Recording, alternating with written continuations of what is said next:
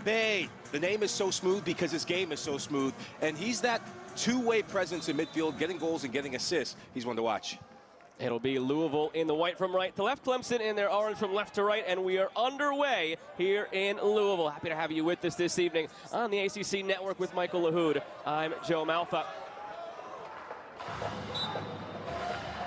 And starting on the other side for Louisville, the big piece back in action is Gage Guerra. Had him miss last game due to a red card suspension, but Michael, they're happy to have him back up top with 5 goals this season. He's a force to be reckoned with in the final third, and he's that sort of player that you want to have on your team, but you just have nightmares thinking of how you're going to defend him. He's physically gifted. He can create goals and opportunities for himself. These are the sorts of match that can be statement games for strikers.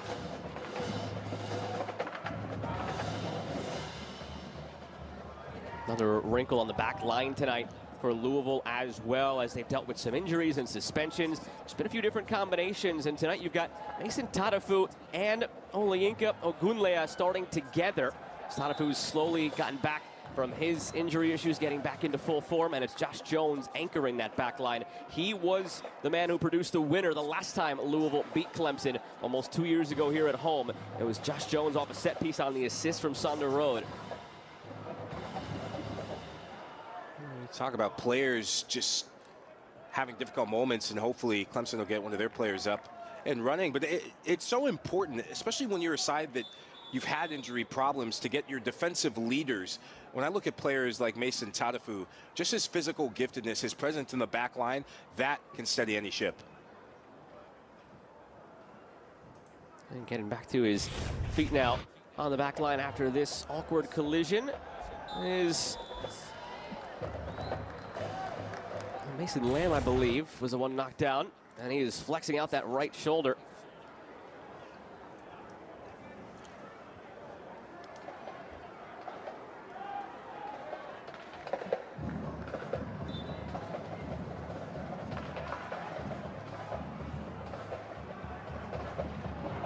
Good to go after that brief stoppage for Mason Lamb.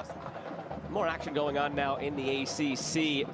Actually just had an update that SMU has a 2-1 lead over Stanford in Texas. It was a night where Stanford started off and had a 1-0 lead. 2 ranked teams in the ACC. So a juicy one there. Oh, excuse me. Well, this is how quickly things are changing in that game. My producer just informed me that it's now 2-2. So since last update, that one continues to go back and forth. Well, Stanford head coach Jeremy Gunn heard what you just said and took it very personally, Joe. He told his team, he said, we got to prove Joe Malfa wrong. And there's probably going to be another goal, knowing how Stanford do business. Yeah, wait in line if you're trying to prove Joe Malfa wrong. So it's a long list of people who are trying to do that.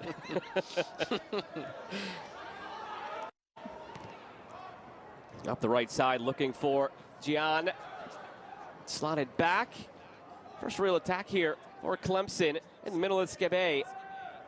He'll try down the left side, looking for Duquesne.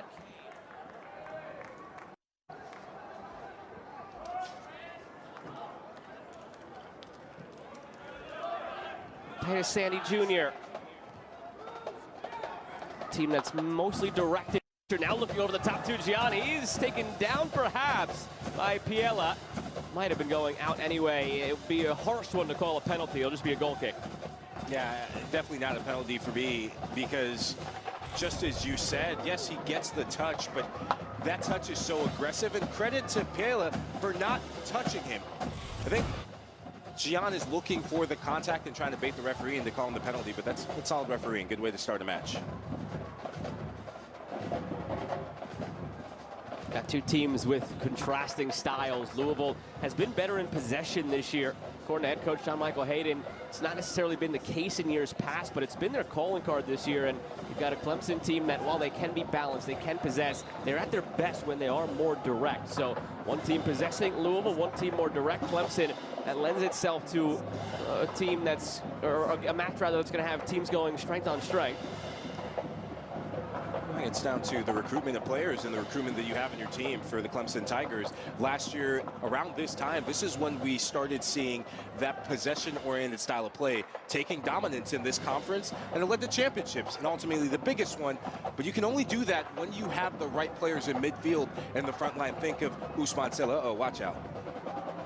It's back for John, trying to sneak it through for Musa, and an early yellow card here for Jack Lewis. Free kick on the way for the Tigers.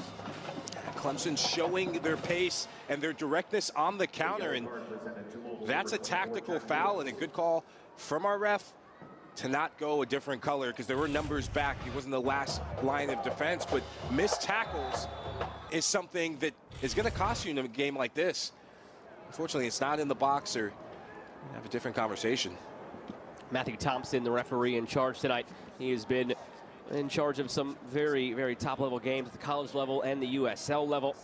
Very experienced official tonight, considered one of the best in the college and USL ranks.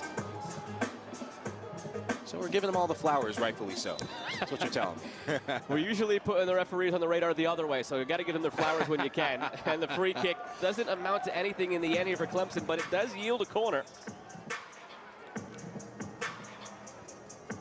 Clemson, such a good set-piece side. They have this sort of delivery that gives you a headache. They love to crowd the box, and for a young goalkeeper like Piela, this is where you have to get your front line and your big center backs in front of you organized and be commanding with your voice.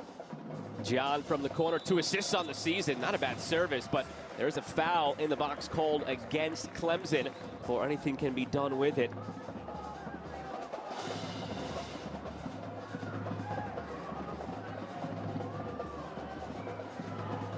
Here again in goal for Louisville, it is A.J. Piela. He had to try to fight through this traffic, but didn't have to do anything in the end with the foul called. And Piela from Columbus, Ohio, started the last 4 games in a row, again after the injury to Harvey Sellers, who was the backup goalie, but filling in for Alex Svetnoff, who also had a season-ending injury. 3-year varsity goalkeeper, 2-time all-conference player in high school in Columbus. A.J. Piela. He's got, with the haircut, I'm going to go back in the MLS annals. He's got a bit of Tim Parker to him in terms of the look. I did a double take, and I was like, oh, man. I saw the roster photos. It's like, man, getting heavy Tim Parker vibes. And good shout, good shout. Different positions, but yeah, still trying to do the same job. Tim Parker, close enough to the goal. Clemson, the aggressors here early on. A misplay from Galen Flynn. Flynn goes down. He wanted a free kick. Referee does not oblige, and it's played around by Gian. Gabe. Titus Sandy Jr., grad student. He's been at Clemson now since 2020. Regained his starting role this year. He was a starter as a sophomore. Before and after that, just mainly a bench player, but this year back to being a starter. And nice up, back, and through here from Louisville. Down the left wing for Michael Lee, but cut out by Galen Flynn.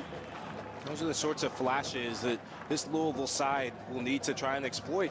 Clemson's so good when they're hot, when they're dominant in games in that midfield, when they go and press, knock turnovers and force turnovers in your own half and then get to goal because of that speed. So if you can get them moving laterally, getting defenders out of position, gaps start opening up, and they might be having space to run at that back 3. Here is Michael Lee, one of the freshmen that has played a big role this year for Louisville. Let's give it away out of their possession. 3-on-3 here. This could be something for Clemson, led by Musa. It's still Musa going for goal. Struck it well, but off target. That's a big warning sign from the Tigers, and it comes out of dislodging possession and right on the money. And I like this selfishness from my center forward, and credit to Musa for making that run forward. It takes all the defenders and sends them into panic, but it's all about the execution. Here's Gian. You got to go for placement. He goes for power, and those are the sorts of details that through the course of the season I think he'll continue to learn. But I love the intent to be direct on the counter and really get that first sighted goal. Wahab Musa, the freshman from Ghana, only his 4th start tonight, has an assist. It came on the game winner last game against UNC. That crazy finish in that one for Clemson. A game that went back and forth and back and forth and back again. It was maybe a candidate for Game of the Year, and it was one that probably tested the patience of head coach Mike Noonan. That just goes to show the standard and the high standard that he set for this program. The emotional highs and the emotional roller coasters of games like that. Remember some of the experiences I had as a player where our coach at the time at Wake Forest, Jay Vidovich, and a good friend, and they have a lot of respect for each other, Mike Noonan, during their time in the college soccer ranks. Whenever we'd have those highs of highs in massive wins like that, he'd always have tape and he'd always poke holes at it because he knew we could be better. And because that standard was held, that leads to championships.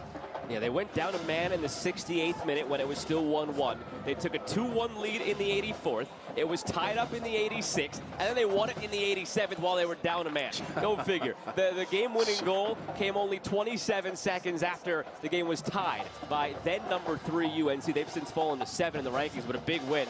And now it's over the top again for John. You see that direct play from this Clemson team, and why even last game, Michael, with 10 men, they were still able to produce 2 goals. They just come at you in waves in the attack. It's that relentless nature and that relentless tempo that's set. And it's set, it doesn't matter who you are and how old you are. It's a tempo, I think, that's set from the players that were there last season, because that's the DNA of the Clemson soccer program. It's been in the last 5 years, every time that I remember watching matches, watching games, calling them, that is the imprint they leave on teams. It's just 90 minutes of rock and roll heavy metal football.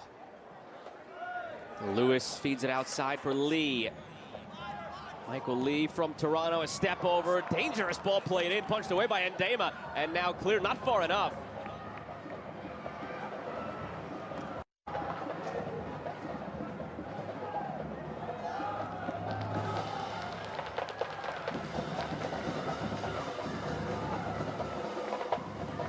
Michael Lee down this left side, spark plug for Louisville, a goal and 3 assists for the freshman. And coming off a match 2 matches ago, Louisville, where they started 7 freshmen against Cal. Part of it necessity due to injuries and red cards and yellow card accumulation, but it just shows just this foundation that John Michael Hayden is building that maybe will pay more dividends 2-3 years down the line. But to have 7 freshmen starting that game, playing well in a 3-3 draw on the road out in Cali, and now having them continue to play a role game in, game out, it's a bright future for the Cardinals.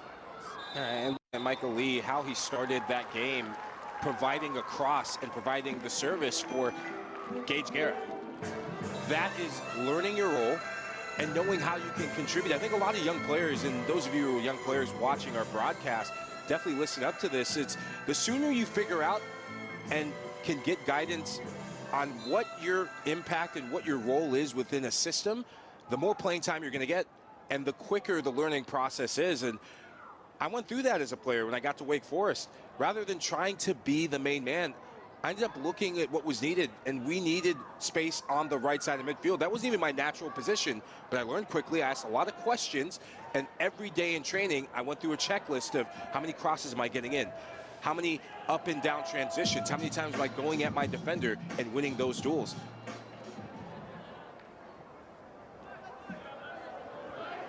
It's just been that kind of year for Louisville with all the injuries. Even last game, the win against Lipscomb, they lost a player in pregame warm-ups to a concussion. He got hit with the ball in the head while they were just starting their warm-up. So anything that has been able to go wrong this year for John Michael Hayden's bunch really has in terms of the health. So unfortunate. Slip through down the left side for Duquesne. Center looking for John, and it's out for a corner. That's Josh Jones that had to get that to perfection. Corner, Clemson.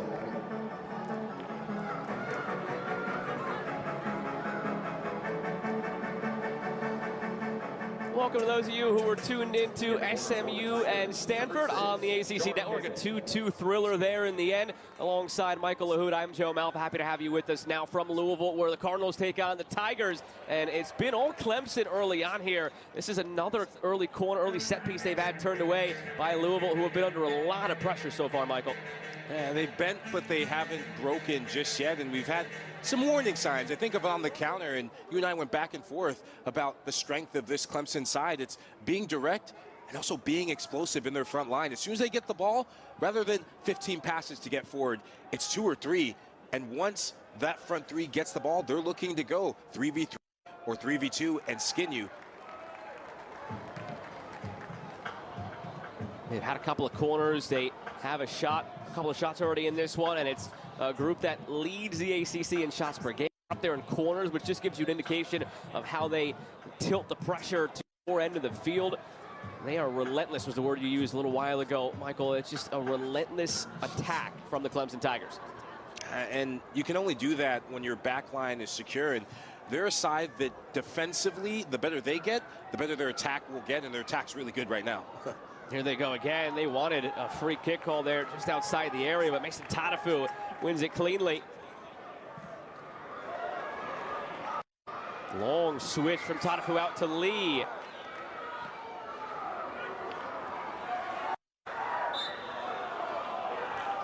And a free kick now for Clemson. In goal tonight for Louisville, it is A.J. Piella. It is just his 5th career start, the true freshman. All 5 starts coming in a row now. Had 2 season-ending injuries to Alex Svetanoff and Harvey Sellers. Had to throw Ola Arnson into the match for 2 minutes. 15 seconds. That's a midfielder. And now on to A.J. Piella for his 5th career start. And again, it's going up against this terrific Clemson attack. And here they go again. Flynn, he goes down. This one will be called. The one on the other side, Matthew Thompson, our referee, let go. But this time, the man that John Michael Hayden calls the Big O, Olayinka Ogunleya, the true freshman center back, commits the foul. Well, the Big O commits the big no, because when you're double teamed like this, you can't go diving in. And there's a cardinal rule, and there's something I was always taught. If you're going to go for the double team, you have to make sure you win it, or at least force pressure to go towards your best friend, which is the sideline. And that's a common error amongst defenders that will tighten up with good coaching. Clemson now in prime position for this free kick. You've got the left-footed option of Ransford Gian, the right-footed option of Jerron Gibey. He has 4 goals and 3 assists on the season. Head coach Mike Noonan calls him one of the true candidates this year in the ACC for midfielder of the year, wearing the captain's armband there, number 6. It'll be Gian. Gibey vacates. Jean toward the back post, and it's headed away by Tatafu. It's a good header from Tatafu. That back post is what the Tigers, mid-goal and back post, that's where a lot of the service go, and they crowd that 6 and make it really uncomfortable for any on-rushing goalkeeper. And so that's where leaders in your back line, like, they have to have their head on a swivel to know where danger is coming in over the shoulder. 15 minutes gone here in this first half. The home side has won this matchup between these two teams 7 straight times in this series. Last year, both matchups came at Clemson, one in the regular season, one in the ACC tournament semifinal, and the Tigers dominated the Cardinals last year. They won both games. They won by a combined 9-1. So revenge on the mind tonight for Louisville at home. I think that ACC semifinal game, that's where you and I took notice of Clemson in a big way, because if you look at their season, there were some almost nearly moments, but we were still waiting for the arrival of the Tigers. That's why I said at the start of this match, it's not how you start play in the Atlantic Coast Conference.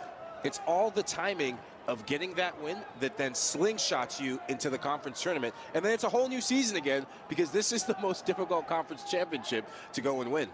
And the conversation you and I had today with Clemson head coach Mike Noonan was eerily similar to the conversations we were having with him at this time last year. We asked him today if this Clemson team is good enough to win it all, and his response was, we're certainly talented enough. I don't know if we're mature or disciplined enough yet, but that comes in time. If that clicks for them, and they do have to start hurrying a little bit, we're getting closer and closer to the end of the season, just a handful of games remaining, and then postseason time in the ACC.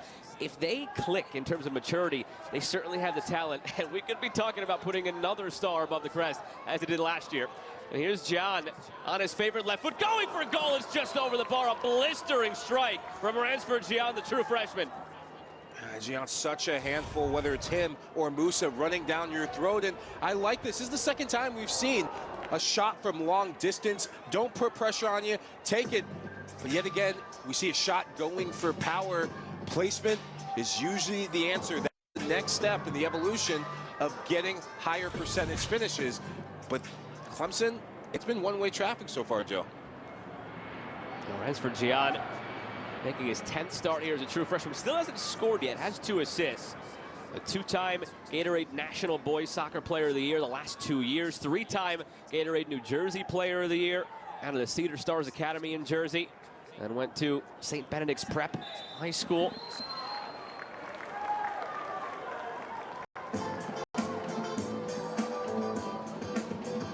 This is something we haven't seen a lot of in this first half. Louisville in the attacking half.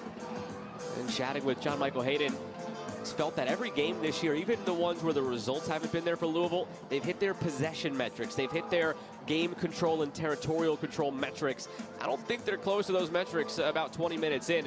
It's been one-sided, as you mentioned before. Everything down at the other end with Clemson on the prowl. But a free kick now for the Cardinals. Low line drive and a chance there. They're shouting for a penalty, Louisville. We saw a fistful of jersey. It's one they maybe take a look at. Free kick given now the other way, going for Clemson.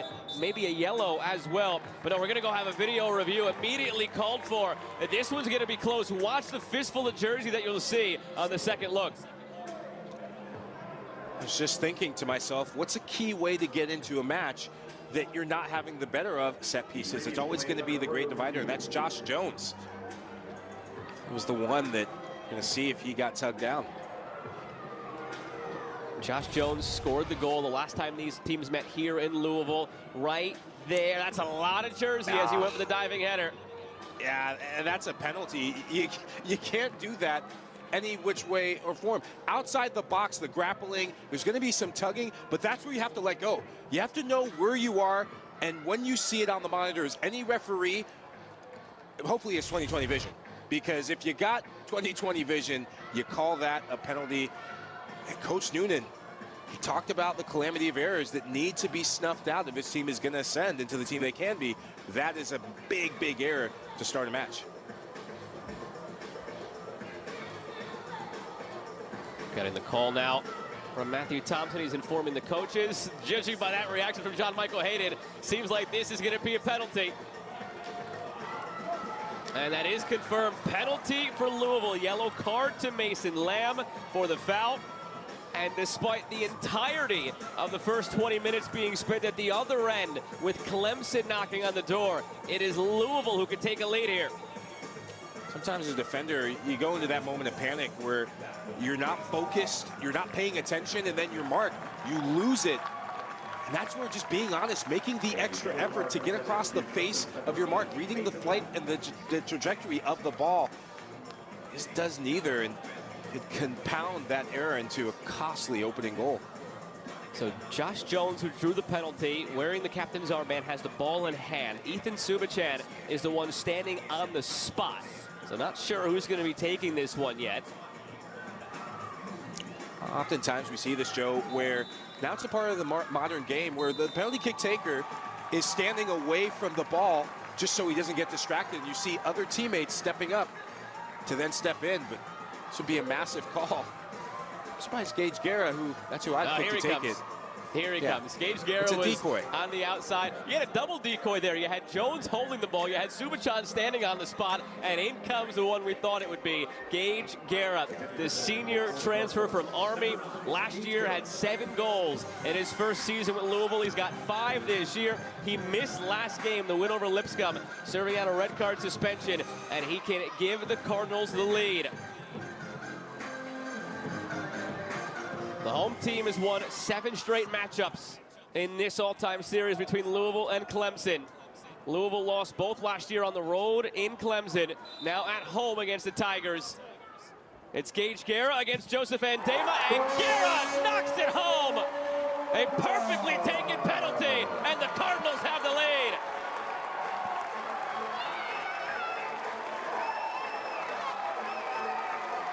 He's back! Gage Guerra, the man in the middle, the man from the spot. Look at the confidence and look at the power. Joseph Andema, night-night with the penalty, sends him the wrong way. This was always going to be a confident strike, and I love the technique. Leaning over the ball, but knowing exactly where he wants to go. The relief on his face is really relief for Louisville to take a lead against the run of play. Gage Guerra, that is 6 on the season, and Louisville, more importantly, is 4-0-2 when scoring first this season. Can they keep that record perfect now? And they knock off perhaps number 12 Clemson. What that would do for their resume as we get closer and closer to potential tournament conversations. A win against number 12 Clemson, who just beat number 3 UNC, would be massive for Louisville. Oh, as I said, that's how your season changes and turns around. And so many factors for a lot of these players who were part of the team last year, that core group of, they got embarrassed in the ACC semifinal. That was a really difficult, just kind of soul-snatching sort of result, because you think of the road they had to get to that game. They go to Pitt, they win, they shock Notre Dame, and you start to believe that, wait a second, we can do something, and Clemson goes and flexes their muscle. Good response to start the game well. Now it's about the next 5 minutes. How do you respond? Do you go for the next goal, or do you see it out and frustrate Clemson?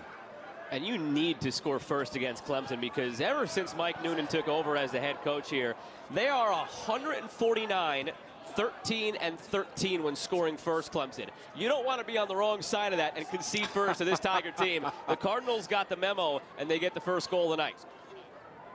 That is incredible. I'd love to see where that ranks in college soccer history, and at some point in this season, we'll definitely get the stats and rankings of all that put together. Yeah, that's just the 6th first half goal Clemson has given up this year. Typically start games so well. Can they get it back? Illuminato. Arthur Duquesne floats it. The head of the save by Piella. Oh, the true freshman keeps it 1-0.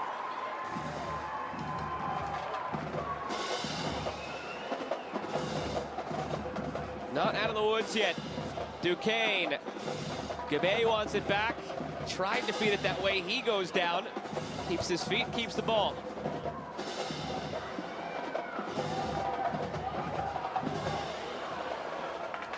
Clemson picked up right where they left off before the penalty. Mostly one-way traffic, knocking on the door. A.J. Piella does not let them in. Here they come again through Duquesne. That left side's been quiet, even though Clemson has had their chances up until that service. It's good to see the Arthur Duquesnes, who I like a lot in terms of his two-way play, in terms of his industry, getting more involved. One player that's been very quiet and non-existent is Alex Meinhardt. He's trying to find space, and what a header, what a reflex save from Piella. Look at his footwork. Because he gets his footwork set, he gets his feet set, he's able to react quickly. That's so vital if you're going to make big saves like that. And they are being asked to retake the throw. So it's a good time to remind you that maybe you watched SMU and Stanford earlier in that 2-2 soccer match here on the ACC Network. Well, Wednesday, it's the featured volleyball matchup, and the ESPN app ACC Network will have a great one. It's number 15 SMU hosting number 5 Stanford at 7 Eastern, 4 Pacific. So we just saw that matchup today on the men's soccer field. We will see it in volleyball on the ACC Network on Wednesday.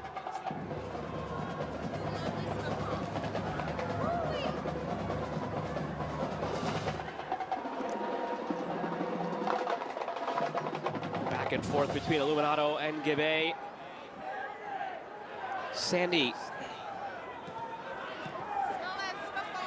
popped outside for Galen Flynn, trying to turn, and he just dribbles it out of play. It's quality defending from Michael Lee, being patient and letting the sideline be your best friend. That's one of the principles of defending, recognizing where you are and where you aren't.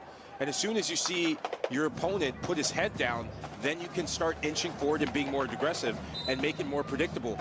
Shade to the sideline, and then errors like that will show themselves. Question now for John Michael Hayden's Louisville bunch is going to be, can you defend this out? The last 2 games, a 3-3 draw against Cal, a 4-2 win over Lipscomb. So they pick up a win and a draw in the last 2 games, yes, but they gave up 5 goals in those last 2 games, and now you're going up against one of the top attacks in the ACC in Clemson. So can you hold on to this one now? It's difficult, especially how that Cal game started for them. And in similar fashion, you get Gage Guerra in the mix. You get him scoring goals, and you get your team being on the front foot. Now this is where the focus for some of your younger players, the focus and really that togetherness for your back line, especially on that left-hand side, where Clemson showed in the first, let's say, 15 minutes that there was a lot of intent down their right-hand side, Louisville's left. You have to stay connected, and you have to communicate.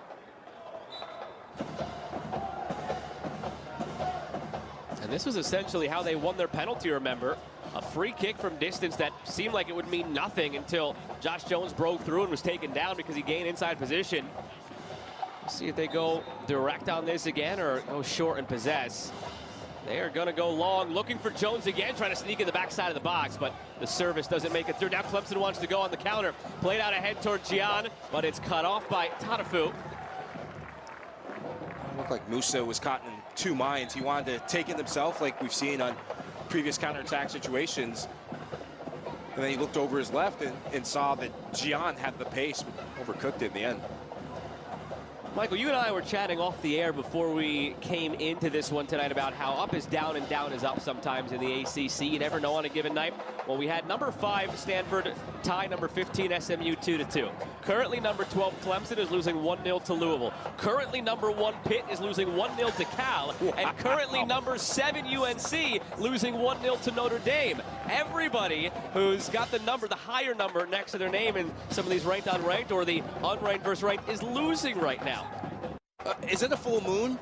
Is it a full moon? Because I'm not going to go outside for one if it is.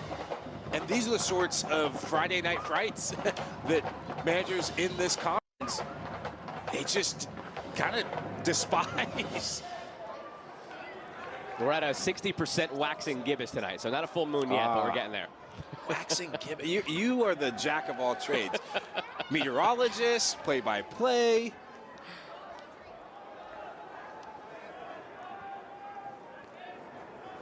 Yeah, not quite a Friday the 13th in October, a Friday 11th. Otherwise, it might make more sense, all those results we're seeing. We're close enough. We're close enough. There's some vibes there. And even earlier tonight, it was a 0-0 draw between NC State and number 24 Virginia Tech. So far tonight, and again, 4 matches that are currently in action, 3 involving a ranked team. But every so far that has involved a ranked team in the ACC tonight has had the higher ranked team either lose or tie. Wow.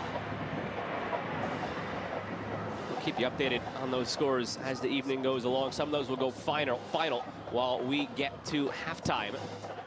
Will it be 1-0 at halftime? It's slotted through for Musa from John. Musa goes down, tries to pirouette through while he was in a seated position.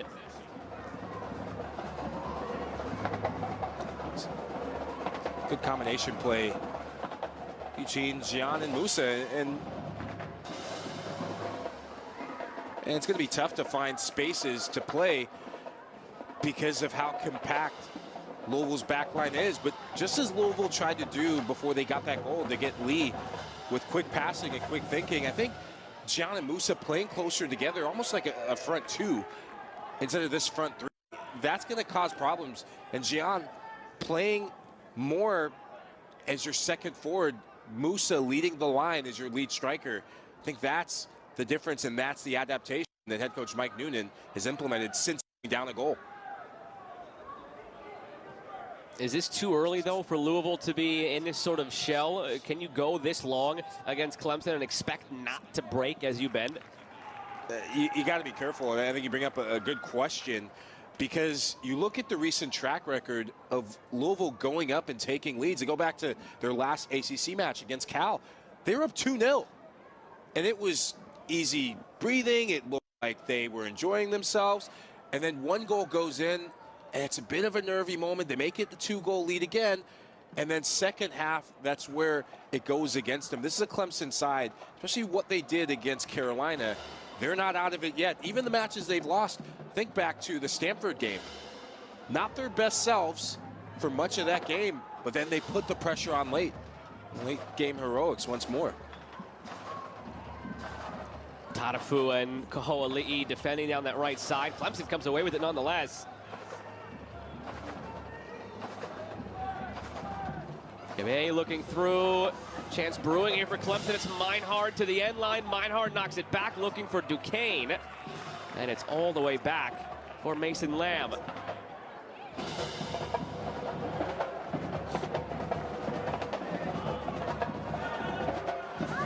Titus Sandy.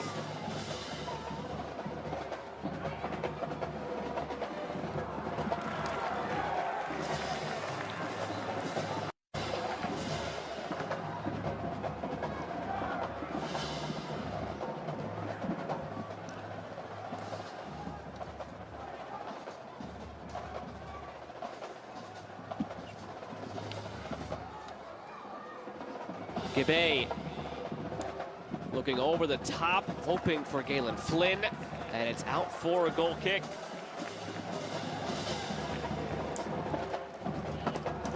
Again, Clemson coming in at 6-2-2. They're 3-2 in conference play, 4th place coming in. They were number 1 in the preseason poll. That's more customary, tip of the cap to the defending champion. That always tends to be the case. I don't know if anybody, Michael, thought they were truly the number 1 team coming in, but you know that Clemson is always going to grow into a season. And again, they just won the ACC tournament national title double. They were going to be number 1 in the preseason poll. Louisville came in at number 12 in that preseason poll this year. And here we are with Louisville in 13th, trying to do some climbing, and this would be a massive one to pick off. Yeah, this would be that sort of result and win that can catapult you into that confidence and everything you hope for that we didn't see consistently. And credit to head coach John Michael Hayden for maintaining that sort of belief. The discouragement can get very high, especially when you look at a lot of those close games that could have gone either way in terms of 1-goal margins.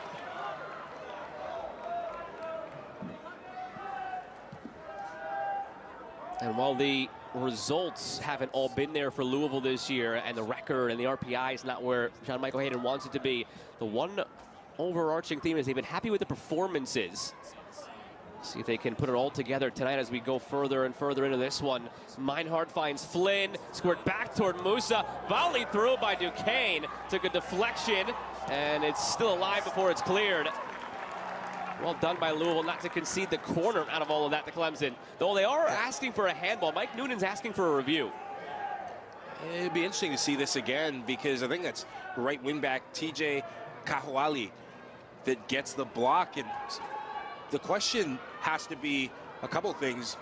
One, does Kahuali make his arm bigger than the frame of his body? Is in an unnatural position if it hits his hand? Or does it go off his chest and then hits his arm? This is the nightmare of VAR. Doesn't look like they'll be coming over for a check, even though Ransford Gianna is still pleading for it. It wasn't there. If they want to push there, it would have been light, I think, if that's what they're asking for. Or a handball there. Oh, hit him back. Hit him in the back. No doubt about it. Yeah. Anything that could have been checked in there would not have been a penalty, at least from what we've seen. Though Matthew Thompson, the referee, is now jogging over to perhaps take a look. So we wait and see. But, Michael, nothing that you or I saw there seemed to indicate a penalty. No, I feel like I need to go on a water break. Just because I believe so much that this is not going to be a penalty. It shouldn't be a penalty, but we've seen crazy calls. Remember, the scorelines in the other games are crazy, so this would be a crazy decision to give it. And when you look at where the ball hits, and the first look is a foul, and I thought you did a good job of saying, no, it's not a foul. It's once again trying to bait the referee in. And then the ball hits the back of the onrushing defender. I think that's JP Jordan that comes across doing the right thing to go and put pressure on the ball. It hits the top of his back, and he's trying to turn away. Now, if he turns away and that hits his arm as he's trying to shield his face, then that's a penalty because his arms are in an unnatural position. But that looked like it hit his.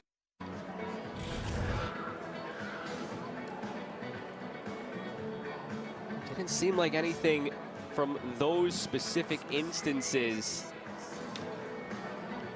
And I'm not really even sure which of those instances was the main shout from the Clemson players and staff. That's clearly not a handball there. Yeah, I don't think the initial contact on Musa was a foul. Was there anything after that that it could have been? I'm not sure. It's not taking any boxes for a penalty shout, and I'm surprised that this is going on as long. And I think that last angle, and the difficult thing is sometimes what the referees see down there is different from what we're able to see and what you're able to see at home. So if he has access and they're able to get that last frame where it clearly shows that Jordan is turned away, but it hits his back, not his arms or his hand, then he'll be able to call this a penalty. AAR, the eyes can be very deceiving. And are they looking at the end of this play here when it came through? When they were trying to save it from going out for a corner, Michael Lee went to head it away, I don't see a handball there or there. A lot of close calls, to be fair, which is maybe why Matthew Thompson has spent so much time at the monitor. And we just got confirmation there is no PK. So they looked at all 3 potential maybes in there, but I think that's just what it was, Michael. 3 potential maybes and none rise to the level of being a penalty. Yeah, it's kind of sounds like dating, right? 3 potential maybes, and you hope for the best. And Clemson hoping for the best and not getting it. But they'll feel confident that they're still in this game. And it's only 1 goal lead, and Louisville staying off of them and not being as aggressive. The only time they've really been aggressive is on that set piece opportunity. So the longer that goes on in this half, and especially in the second half, they're asking a lot of questions of Louisville's back line. And the length of that review got us closer tomorrow morning at 11 a.m. Eastern, when the ACC Huddle crew will get you ready for the day at Carter Finley Stadium in Raleigh with a 60-minute pregame show.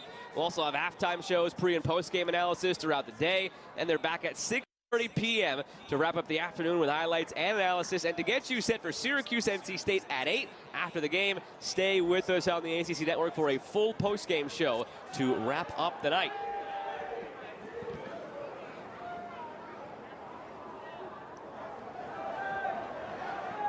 "13 minutes remaining in this first half. Louisville leads 1-0 on the penalty scored by Gage Guerra. Came about 20 minutes into this first half. Louisville hasn't had any other offensive opportunity. One shot on target, 1 goal, all 3 boxes ticked on the penalty. And meanwhile, another opportunity on a free kick brewing here for Clemson, who have 4 shots, have a couple of corners. They've been the aggressors despite trailing. Yeah, but look how many bodies are in the middle of the field. I thought that may have been a soft foul given on Alex Meinhardt, and credit to Meinhardt for getting on the end of that second effort. And that's a quality position that Clemson now find themselves in. When you look at some of the dead ball specialists they have, keep an eye on that left foot, the wand of the left foot of Gian, and Gabe can smash him in as well.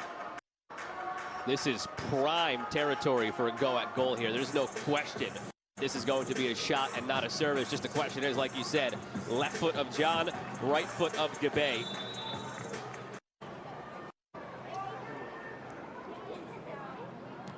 It is Gabe, and it's stopped by Piela. Read it the whole way, cheated a little bit. If Gabe might have seen that coming and gone the other way, Piela got a jump on it and was able to just knock it down. Well, when I see this, it looks like someone's been doing their homework. Look at his stance and how he's spying through the wickets of the wall, knowing that Gabe wants to go near side. And I love that from young goalkeepers. You study the game. This is clearly one of the students of the game.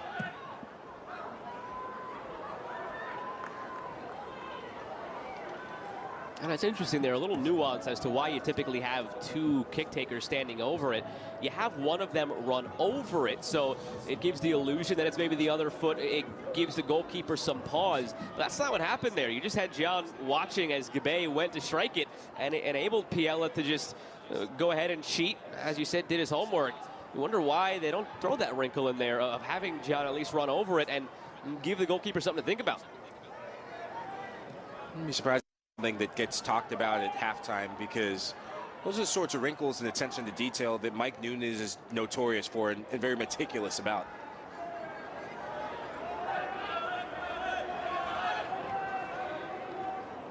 Possession's been dominated by Clemson in this one.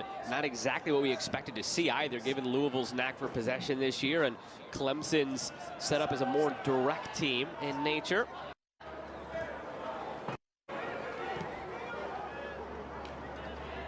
Gabe. Pressured by Jordan. Swung around through it. Titus Sandy. Flynn. Not finding any easy access through this defensive shape of Louisville. Look out, dangerous challenge there. Matthew Thompson blows it dead here. It's Antonio Illuminato, the guilty party. Seems like there's some question here over card, what color card, and Illuminato tried to walk away without any further discussion. I thought he timed it just a little bit late on the tackle, and both players have every right to go 50-50 for that loose ball.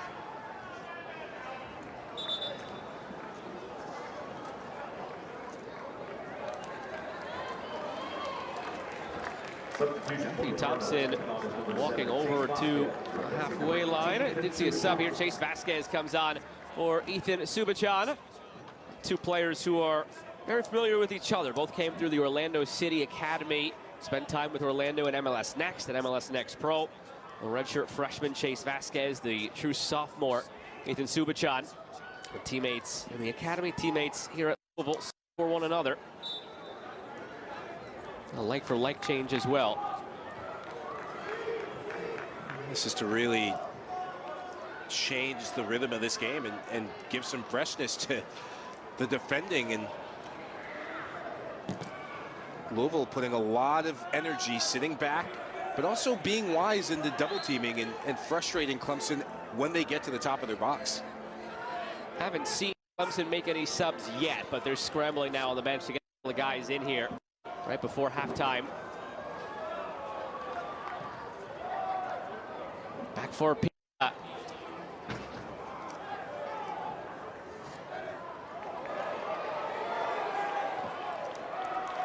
Threaded through. Vasquez with the fresh legs, and he commits the foul.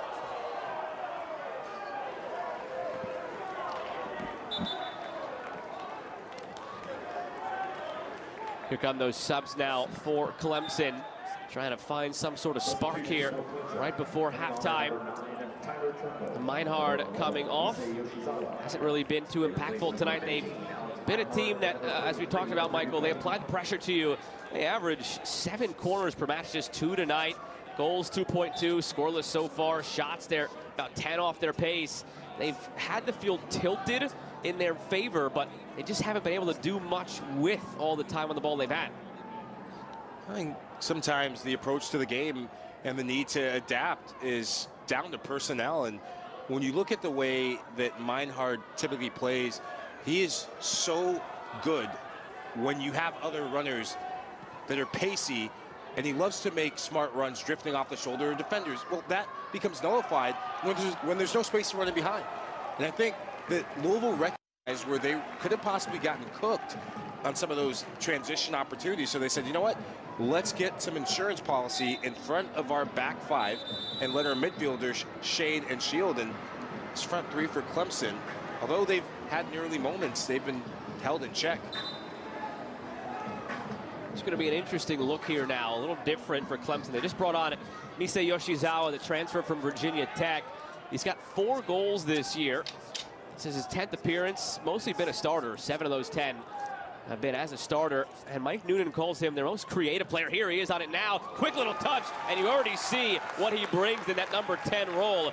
Musa's shot stopped, but it's that quick touch from Yoshizawa that sets it all up. He's so clever in terms of the movement, in terms of the technique, and just the awareness of where space is and how to get his teammates in.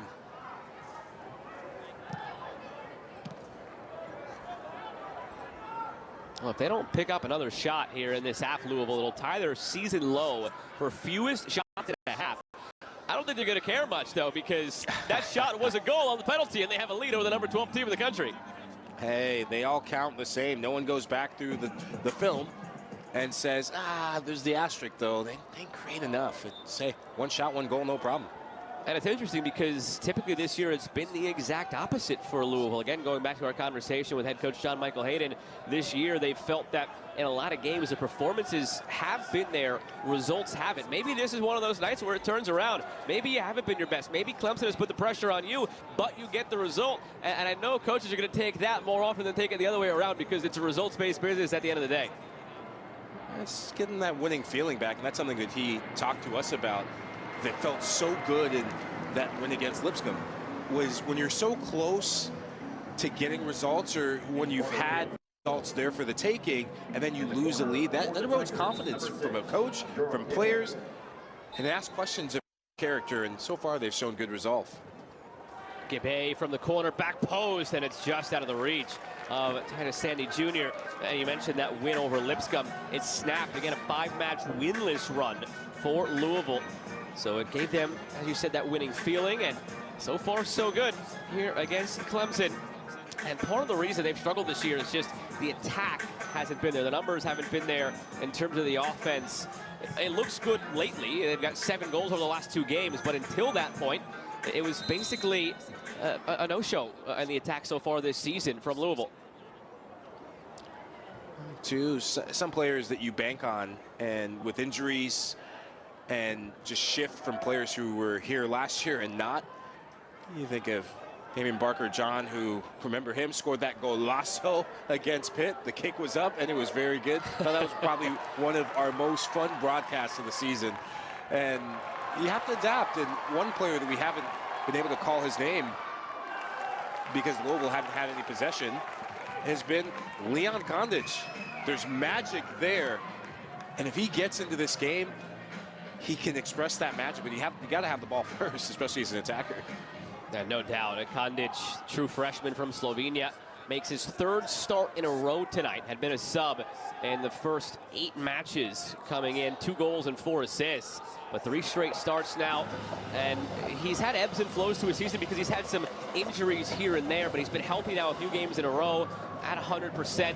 Has started 3 in a row. And maybe this is our first chance to get a glimpse here. Garrett thought about playing out to the right side for Kondic. Comes left instead for D'Argento. Gaetano D'Argento, the flick-on header, is saved by Ndema. That is the first effort at goal that didn't come from a penalty in this one for Louisville. Progress. That is called progress. That's all I see there.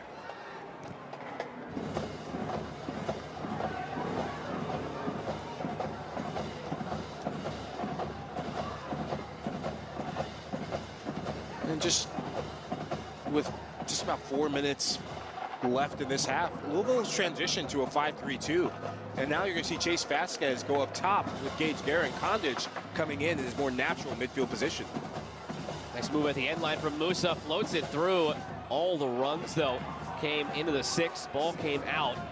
Gabay, he's hobbled. Jordan Gabay just went down hobbling over on the sideline for Clemson. He is down. He is holding at that right leg in the hamstring area. That last step he took, then he started hobbling. That is not a good sign, not only for tonight, but going forward. That is a player who may well be the midfielder of the year in the ACC this year. A senior captain of Clemson. This is where, as a program, not just as a team, but as a program, you collectively hold your breath. And when it's non-contact injuries like that, that is where you just pause and you hope that it's a tweak, and that's about it. And clearly we're not doctors, we don't know, but we can clearly see that it's that back of that hamstrings. And with the quick turnaround of games and some of the travels that teams have to do this year, in the minutes that experienced players like him log in, the body's a funny thing, and hopefully he can get up and gingerly walk this off. 7 goals, 8 assists in his Clemson career. He's got 4 goals and 3 assists this season, and he is hobbling off with some help. Good thing for Clemson, I suppose, is that he'll get to go right into the locker room now. Halftime is moments away, but that is not a good sight right now for the Tigers. Yeah, and to see him a warrior in the midfield, and you see how much pain that he's in, the discomfort there. I really hope that in the long term, this is nothing that borders in the zone of serious, because this is the sort of player, you see the emotion there. Oh man, that's difficult. It was difficult to see any player, especially a quality player that has been the Ironman, was an Ironman for Clemson last year en route to winning a national championship, just be in that much pain. Like you said, Michael, not doctors, but we can pick up on the body language. You've been there as a player. This is not what you want to see right now for Gabay.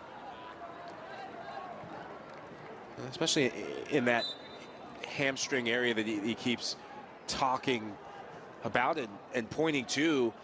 This field, Lynn Family Stadium, it's a beautiful facility. It's one of the best in the conference. But this time of year, what I noticed, and I was actually here for the College Cup last year, is the weather changes and it starts to cool off a bit, the field gets a bit hard.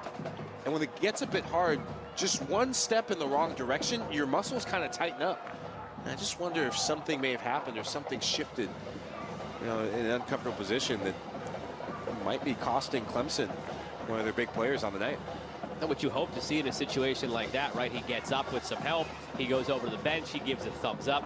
That's the exact opposite of what we saw going over, sitting down, the grimace still on his face, and clearly in a lot of pain. So we'll keep an eye on it. But on a night where we thought we were going to see a battle between two of the ACC's best in the midfield, Sander Road for Louisville and Jerron Gabay for Clemson, we got the bad news that Sander Road wasn't available tonight. Late scratch for Louisville. They were hoping he'd be good to go and good to return to health. That didn't happen. He came out in street clothes, and now Gabay down as well. I think it changes the whole outlook of this game from a Clemson perspective, and this is where you just manage these final moments and see it in the half, because Gabay's not just Clemson's best player. He is their biggest leader. He's their emotional leader. Just there's a void when he's not on the field. Our Week 7 ACC Network football lineup. It starts with the Command Center presentation of number 10 Clemson and Wake Forest at noon Eastern, 11 a.m. Central, with 4 different camera angles, real-time player and team stats. Then it's 4-1 Virginia hosting 3-2 Louisville. We'll cap the night with 4-1 Syracuse and 3-3 NC State at 8 p.m. Each game also available on the ESPN app, so you can watch anywhere. I know I'll be tuned in for that one, especially after my Deeks last game. You and everybody else right now who are going to be taking a look at this Clemson team. Number 10 Clemson and Wake Forest. Michael Lahoud locked in tomorrow at noon.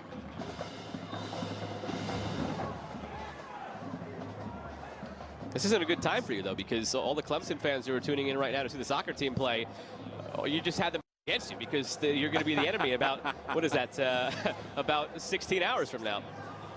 Hey, don't let Wake win that football match, because I will be the most vocal person on Twitter after the athletic director. He's very vocal on Twitter, which I like to see from an AD.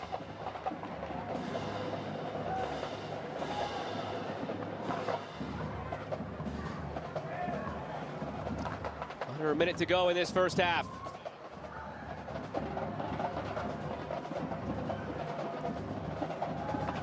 John slips it through.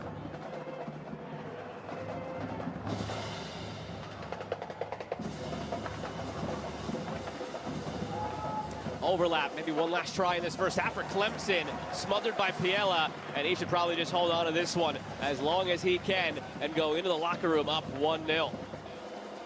That's good goalkeeping and really steady play from a young goalkeeper like Piella. And we'd highlighted him as someone who needed to step up, and he has. He's made the saves he's had to make and the saves he should make. 3, 2. The clock winds down, and Louisville is going to take a 1-0 lead into the break over Clemson. Michael, this is one of those that could be a big feather in the cap of the Cardinals against the number 12 team in the nation. Yeah, it's all the character checklist things that you want to see if you're head coach John Michael Hayden. You defended resolutely, and now the best player for the opposing side is off the field, so that'll give them a big sense of confidence that they can go and make this statement win a reality. We've got head coach John Michael Hayden standing by with us now. Coach, it's Joe Malfa, Michael Lahoud.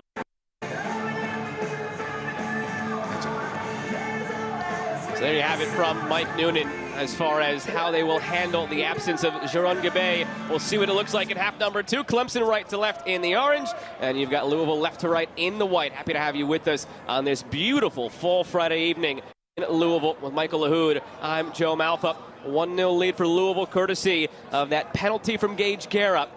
About 20 minutes into this one, trying to start the second half fast here, Clemson, and that's typical. This year, they have 13 second-half goals, and the bulk of those have come in the first 10 minutes. 7 of them have come in the first 10 minutes of a second half, but they're going to have to do it without that man, Jerron Gabay. That's a big loss for the Clemson Tiger side. He is the heart and soul of this team. He's the metronome, and he is the leader. He's everything to them. But now this is where this man right here, Alex Meinhardt, he needs to step up. I didn't see enough of him in that first half. Looked frustrated, looked disconnected from the game. This is a big ask, but he's up for it. Louisville really in that first half, Michael, did not have much going in the attacking half. It was that one free kick that turned into the penalty, the foul. There was one half-hearted ball over the top that was a glancing header into the goalkeeper, Joseph Endema, and that's it. It's been one-way traffic, but Clemson has nothing to show for it yet. They've been committed to being resolute at the back. And if you look at the position of the three center backs, they're doing such a good job of staying connected with their fullbacks. When you play a back five and you're going to sit deep, you can't leave your fullbacks on an island or else they will get taken to the cleaners. So Michael Lee back into this one in the second half at that left wing back position. Makes a nice play there. Let's recycle to the other side for Duquesne. Through for Musa. Comes all the way out for Titus Sandy. Going at the front Lee. Sandy sneaks it through. Pinballing around edge of the area. Thinking about a shot was Illuminato. Laid it off to Duquesne and the wrong weight on the pass. And that right there, Michael, a microcosm of the first half. Clemson getting there, but not getting any further, not penetrating into the 18. They're kind of guns more difficult when there's 2 or 3 players in front of you. Almost this massive, well, it's usually red jerseys, but this massive white jerseyed wall.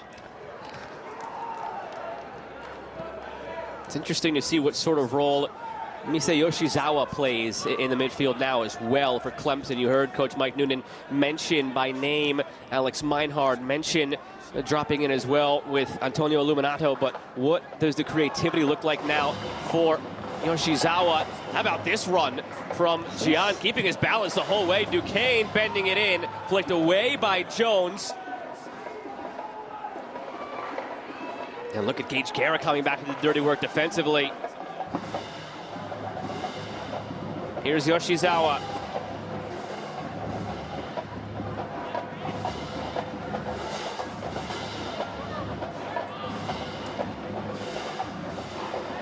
Duquesne. Another service in. Gian cuts inside. Gian fights it off, goes down late, but nothing there. Good piece of skill and moment of individual brilliance in tight spaces, and that's where a player like Gian is so dangerous, is when he gets that low center of gravity, when he gets you imbalanced, he can be a nightmare to play against. But this is the next part of his game, is what's the end product there? What's the consistent end product? Maybe a little bit less dribbling out of that, and that's credit to him in having the skill. Maybe less touches and less dribbles. Oh, good pass. Good pass, but in the end, nothing comes of it for Subachan.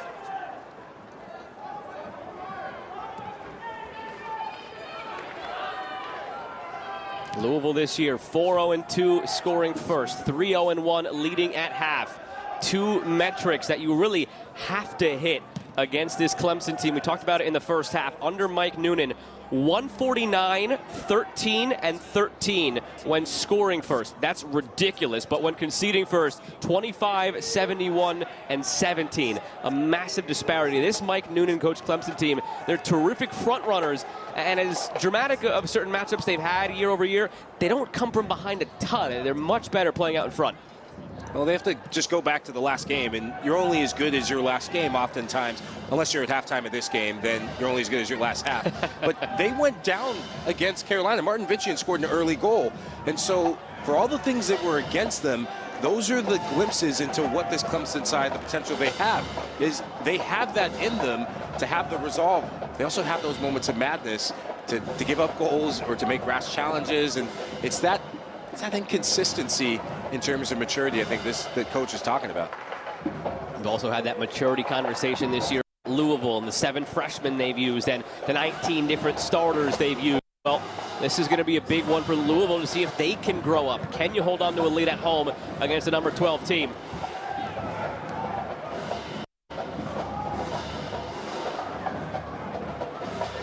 Have been 5 winless in a row for Louisville before their win last time out against Lipscomb. Flag stayed down here for Subachan. Subachan's in! Subachan scores!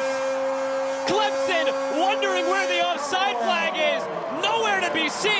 the Cardinals strike just like that. When I first saw this, I thought it was just a shade offside, but the referee in the sideline ref says game on and play on. Clemson caught flat-footed, and it's a bit of that up back through. They'd had a half opportunity, a half-hearted look. Gage Guerra recognizing the space, and Ethan Subachan, quiet in the first half, gets a big goal and creates separation and that sense of insurance policy for Louisville. And you see all the meetings and all the meetings of the minds, but I would love to see this again because I thought this was a shade offside when he made that run when that ball was played. Matthew Thompson is over at the monitor. I'm with you. I thought he was off. Not going to be able to tell from this angle here. The question is, when he leaves, is he in his own half? Because if he's in his own half, you can't be offside in your own half. And this is a good ball that gets looped in, but where is his release point? Because where we see the play, he looks like he's half a yard offside, but if he's in his own half, credit to him for having the composure. You see right here, just he's in his own onside. half. Yep, he's onside. Great job, Michael. He was certainly beyond the two defenders, but he's in his own half. Great spot. That's going to stand. Call on the field stands, confirms Matthew Thompson. We were both right, you and I. Naked eye, he was beyond the defenders, but we weren't thinking about the halfway line. On the right side of it, and it's now Louisville on the right side of a 2-0 scoreline. It's Mason Lamb again at fault for a goal, and this is not his day. He got called for the penalty, which was a stone cold penalty, impatient and kind of a rash decision, but there just loses his concentration, a half-hearted clearance, turns it over, and you can the Titanic through the gap between him and Lucas Magnuson. That's just poor defending from the Tigers, and for so much we talked about them starting second halves well. This is uncharacteristic from them, and very much a new turnaround, new look, Louisville Cardinals side.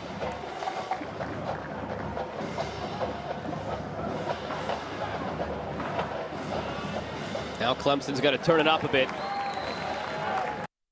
What a result this would be for Louisville. You and I talked about them bending but not breaking against this high-octane Clemson attack.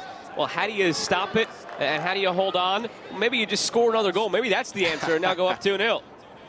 Yeah, well, goals are a heck of a thing. And goals come in all sizes and all packages and moments of the game. And that second goal was crucial. But the next goal, because do not count Clemson out whatsoever.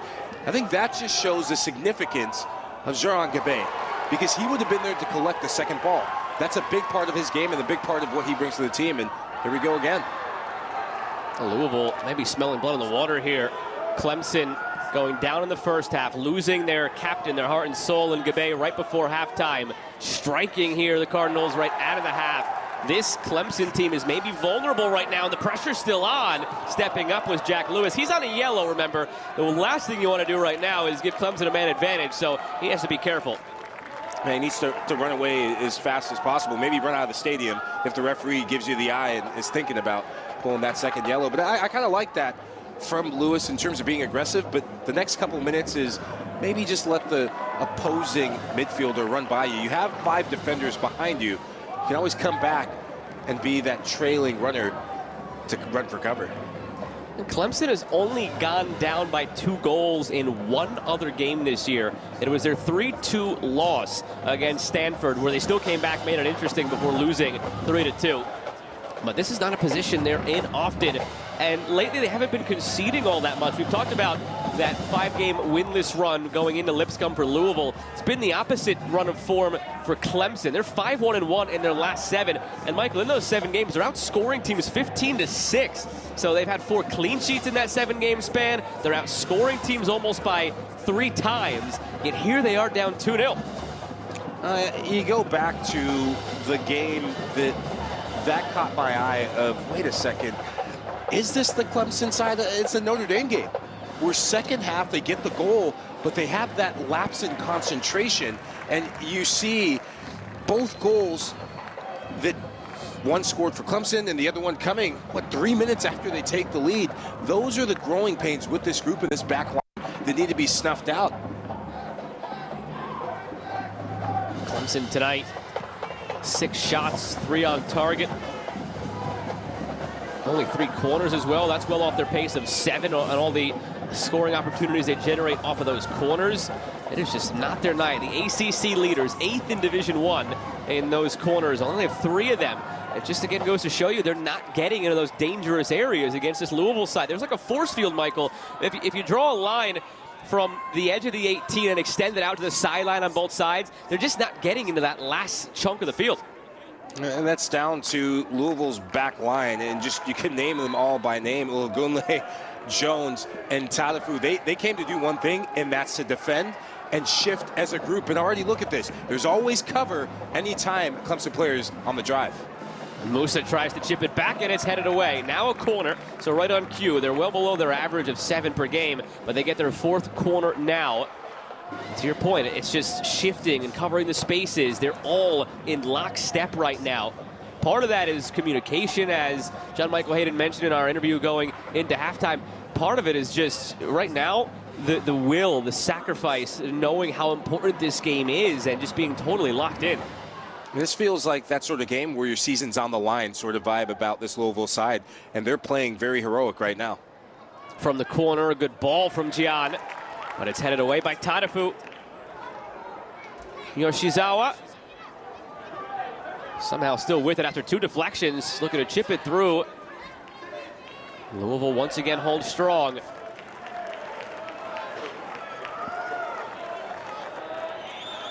And Joe, how many times have we seen attacking players for Louisville come back and help to defend?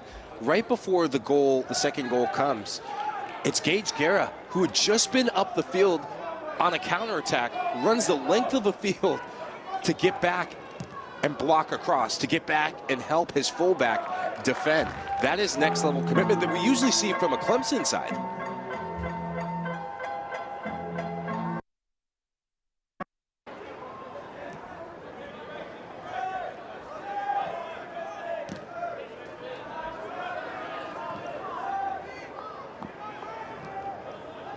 About to have a final in Chestnut Hill. It's Boston College down 1-0 against UVA. That would leave this game right here as the last one that needs to go final in the ACC tonight. Will it be another thunderous thud of a ranked team falling against an unranked team in the ACC? Earlier you had last place Cal upsetting number 1, not just in the ACC, number 1 in the nation, Pitt, by a 1-0 scoreline. Here it's 4th place Clemson, ranked 12th in the nation, against 13th place Louisville, unranked, and number 69 in the RPI. This would be massive for their own at-large hopes come NCAA tournament time. You know, going back to that result for Virginia, that's 3 straight now for the Cavaliers. And I said before, watch out. Players who have the experience of a Daniel Mangaroff, who got the game-winning assist, Nick Dan getting the goal, when they start figuring it out, bad things happen for opposing sides. Another service that doesn't end up with a shot coming out of it for Clemson. They've gone 20 minutes dating back to the first half now without a shot. I wonder if my math is mathing, those 20 minutes all add up to when Gabe gets injured. And that shows how vital he is to connecting attack and defending and really that control over the game. When he was in, he was that fulcrum. Everything was going through him, leading the press, suffocating this Louisville side outside of that rash decision and that rash play for a penalty. And here we go again, another ball in behind. Well, he missed the last 4 minutes of the first half. We've seen 13 minutes in this one. So 4 and 13 is 17. So I will give you the benefit of the doubt on those additional 3 minutes. But yes, 17 of those 20 have come with Joran Gabe off the field for Clemson. You still pass a class with a B, B+. Oh, yeah. Oh, yeah. 17 out of 20, that is absolutely a passing score.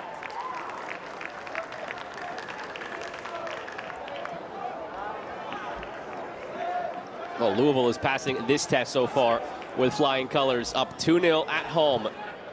Just hearing the want to and the urgency in the voice of John Michael Hayden in our conversation coming into this game. A season for the Cards that has felt lost at times because of all the injuries. Again, they've used 19 different starters. They started 7 freshmen 2 games ago. But here they are at 5-3-3 coming in. Not the record they want, but performances, despite it all, have been positive. This could be that crown jewel of their season so far and propel them onto bigger and better things. Can they add a third and slip through toward Guerra, and that last touch too heavy? Almost right on cue. Able to break through and put this one totally out of reach. And what a pass that would have been, what an assist that would have been by J.P. Jordan, who's grown in confidence since that second goal went in from Subachan.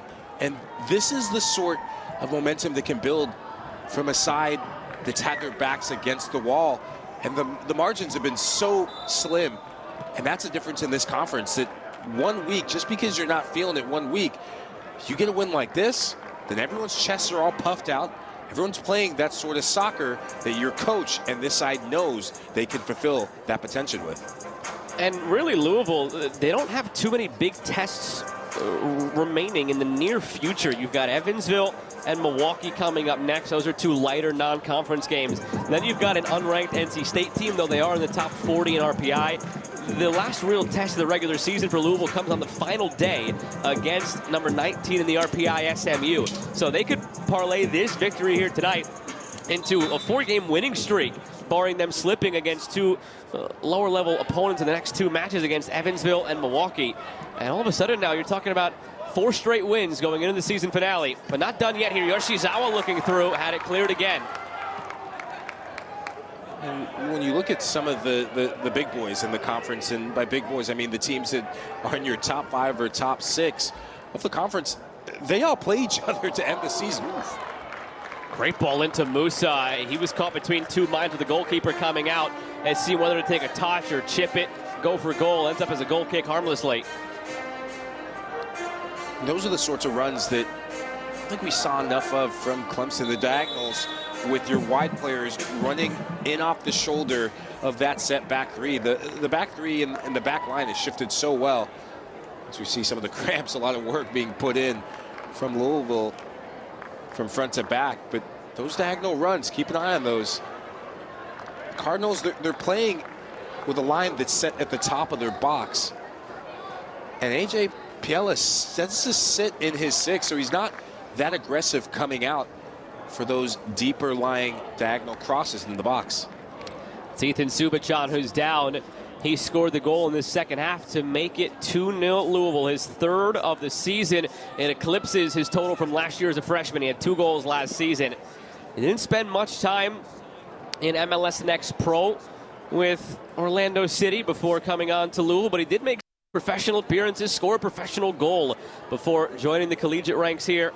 And he was quickly called upon last year as a freshman to play a big role. 18 appearances. This year he's become a regular starter. His 10th start tonight, 3 goals, 2 assists. And it all goes back to that young foundation, really, that's being laid here by John Michael Hayden. I mentioned it earlier, Michael. They started 7 freshmen, 2 games, a 3-3 draw against Cal.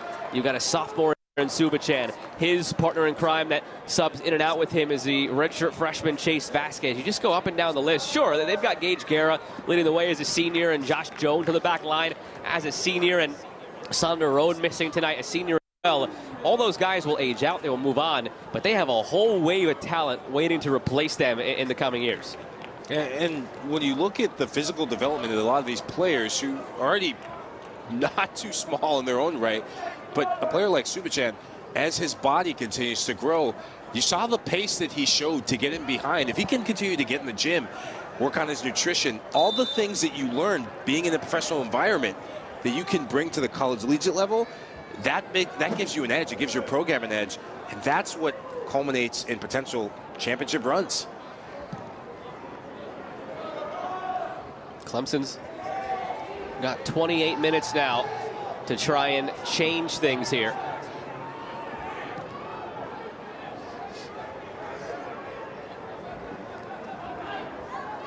Titus Sandy.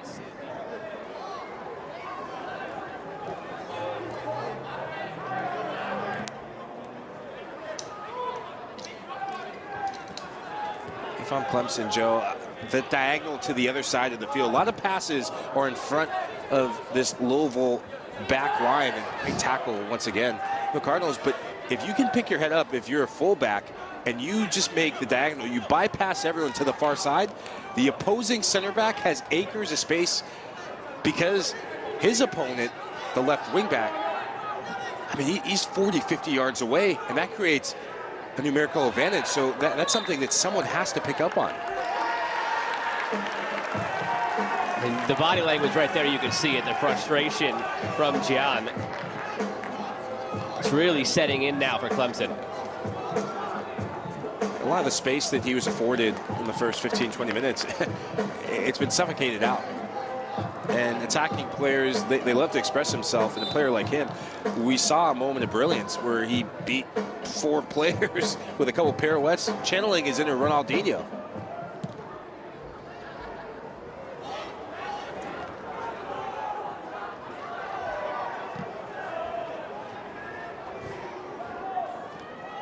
Speaking of Ronaldinho, that's something that boggles my mind. I actually had a coworker who's Gen Z through and through, and he didn't know who Ronaldinho was, the true greatness of Ronaldinho, goodness. and I almost walked out of the room. Here's a nice play for Musa, but it's gobbled up by Piela.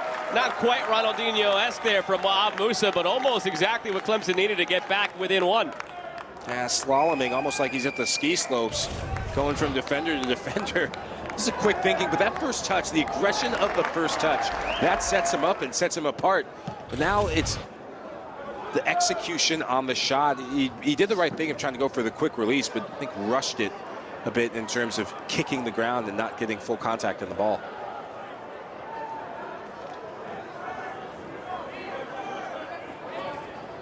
Here's John dropping in really deep now, and all of that is maybe a trickle-down effect from missing Gabe. He's been their leading line striker in this one, John. Now he's dropping in deep to help create. Here's Illuminato looking for Meinhard as they try something to the right side with Titus Sandy Jr. And it's beyond Yoshie Nishizawa. And tomorrow morning at 11 a.m. Eastern, the ACC Huddle crew will get you ready for the day at Carter Finley Stadium in Raleigh with a 60-minute pregame show. We'll also have halftime shows, pre- and post-game shows throughout the day. And they're back at 6:30 to wrap up the afternoon with highlights and analysis and to get you ready for Syracuse-NC State at 8 p.m. After the game, stay right here on the ACC Network for a full post-game show to wrap up the night.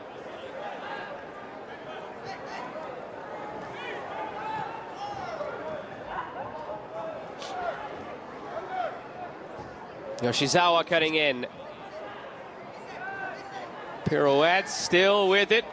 Miscommunication with Gianni. Thought that Rensford Gianni was going to take it. Now it's Meinhard who recovers.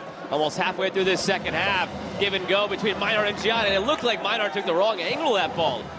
Served in now for Musa, and it's saved again by Piela. Right at him, but the positioning was strong, and the hands were stronger to keep it 2-0. Solid goalkeeping yet again. Unfortunately, that ball's headed right at him, but Musa down this right side. He's having a bit of success in the last 5 minutes. Better service, yields better opportunities. If he does anything but hit it right at Piela, then we're talking about a higher percentage chance, but that's more like it from the Tigers. They do have the service from the wingbacks. It's about getting quality in front of goal. Here's Subachan with 1 goal already, almost a second. What a save by Ndema. Out for a Louisville corner. It'll be their first of the night. Have yourself a second half, Ethan Subachan. Really feeling it. And I love this aggression on the dribble. And keep an eye on the run of Gage Guerra. He takes defenders with him, but this is all about the determination of Subachan. He's saying, get out of my way. I'm going to take this myself. And Ndema, he gets full credit because he goes full extension for a blockbuster save. First corner of the evening, low line drive, in-swinger flicked on. Some contact there. Jones wanted another penalty call. It was Olayinka Ogunlea who had the touch on it for Louisville.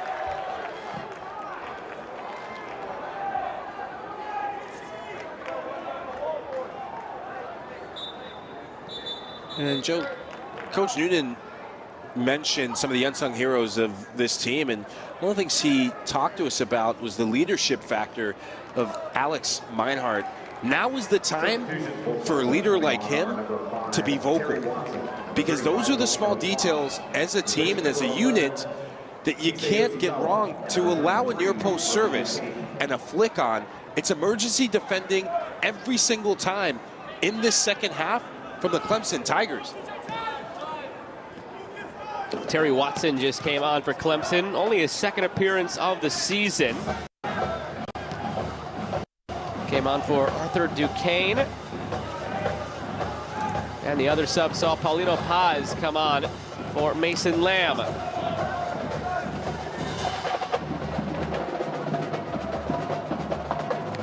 Paulino Paz, freshman from Bolivia, makes his 6th appearance for the Tigers.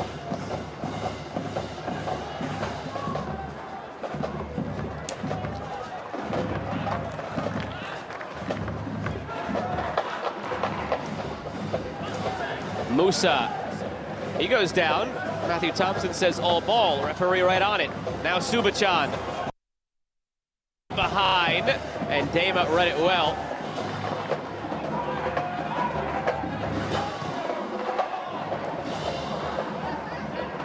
Meinhard picks it up. Gian wants to get it to his left foot. He can't, so no shot. Offers it over to Titus Sandy instead, and sent sky high, but Illuminato commits the foul. Rather, the substitute, Paulino Paz, excuse me. Illuminato's had his hand filled in this half, and as a center midfielder, when you've been asked to be the more attacking minded and the more licensed to roam forward, you lose that bit without Gabe in there of aggression. Also lose that shield and that connectedness in midfield that's so vital for Clemson. And second balls is a big part of the recent success of the Tigers, and they're kind of becoming second best to a lot of the second balls as of late. Clemson has gone 24 consecutive matches without being shut out. They're in danger of that happening here. Gage Garrett trying to make it 3 for Louisville, a wicked deflection. It's out for a corner. And by the way, Michael, to put a smile on your face, the last time Clemson was shut out was in 2023, a 1-0 loss against Wake Forest. That was 24 games ago. I remember that game very well. I think you and I were on the call for Kipchoge's game that we were doing, and when that scoreline came up, it was like, uh-oh, wait a second. No biases here, not a bias bone in my body, of course.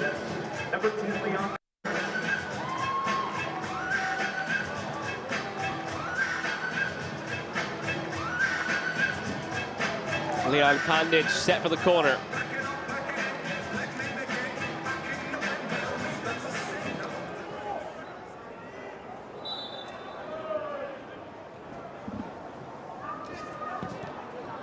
Kondich, outswinger, good delivery. I was hopeful, to say the least, on the back end. And no dice. A smile on the face of Jack Lewis as he backs away. You get to smile and laugh at those when you're up by 2 goals.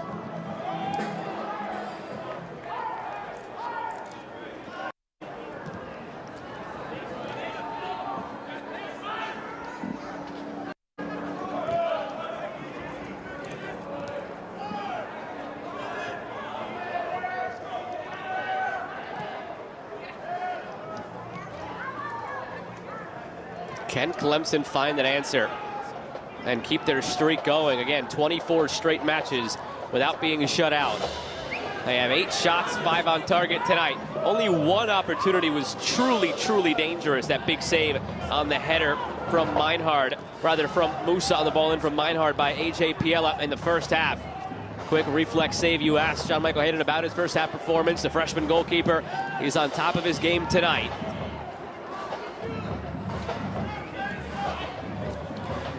Could be his first career clean sheet.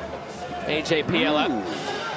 Again, he's only starting because of 2 season-ending injuries to Louisville's top 2 goalkeepers. Did not think he'd be playing this year as a freshman. Now it's 5 straight starts, and as long as he's healthy and avoids red cards, it's his job the rest of the way. What a change in fortunes that is for a young athlete, student athlete, where you never know when it's going to be your time in the sun. When we started this and when this broadcast started, that it's not an opportunity, it's It's what you do with it when you do. And each game, it's baby steps that you take towards making this goalkeeping position your own. And tonight, he's accounted himself very well. That's it back. Wanted to give it right back for Sandy. Now he does. Titus Sandy chips it back. Post! There's one back for Clemson. They can strike just like that. And you have a goal and a limp for Wahab Musa. He did not come down cleanly, but it doesn't matter. It's a one-goal game. And this is much more like it. Look at the skill. Techers, thank you very much. But the movement of Musa. Musa actually had a golden opportunity like this that he ended up heading right into the arms of Piela. And I said, if he does anything but put it straight down the middle, find a corner. But it's down to the quality of the cross that comes in towards him. And I mean, he climbs the ladder like better than anyone in this conference. They are going to review it for offside. If it stands, it's Wahab Musa's first career goal. Let's see. Oh, it's so tough. Without the camera being directly in line, I don't know if you could overturn this, Michael, but it is close. Yeah, the rules and the grounds are, is it clear and obvious? It is not clear to me because look at that left boot of, I think that's Josh Jones. The left boot of Jones. Where is that line when the point of contact is made? That's the point of contact. That goal is going to stand. He's onside. The left boot's keeping him on. And this goal should make it 2-1 for Clemson. Looks like it's going to stand. Just waiting for the official word. Again, it would be the first career goal in a Clemson uniform for the true freshman Wahab Musa. He had an assist on the game winner against UNC last week. You see him hobbling. He's actually been hobbling for about 15 minutes. And he came down awkwardly after the goal as well. But he seems to have jogged it off. It looks like he'll be all right to continue, and he'll do so with a goal under his belt. And you're just trying to see what is the thing that ails him. And I agree with you, Joe, about coming down. But as we see, when that ball and the point of release, the point of contact's made for the cross, it ends up being a heck of a cross because keep an eye on the positioning of Piela. He's committed to the near post. No clue there's anything at that far post, and this is a big call.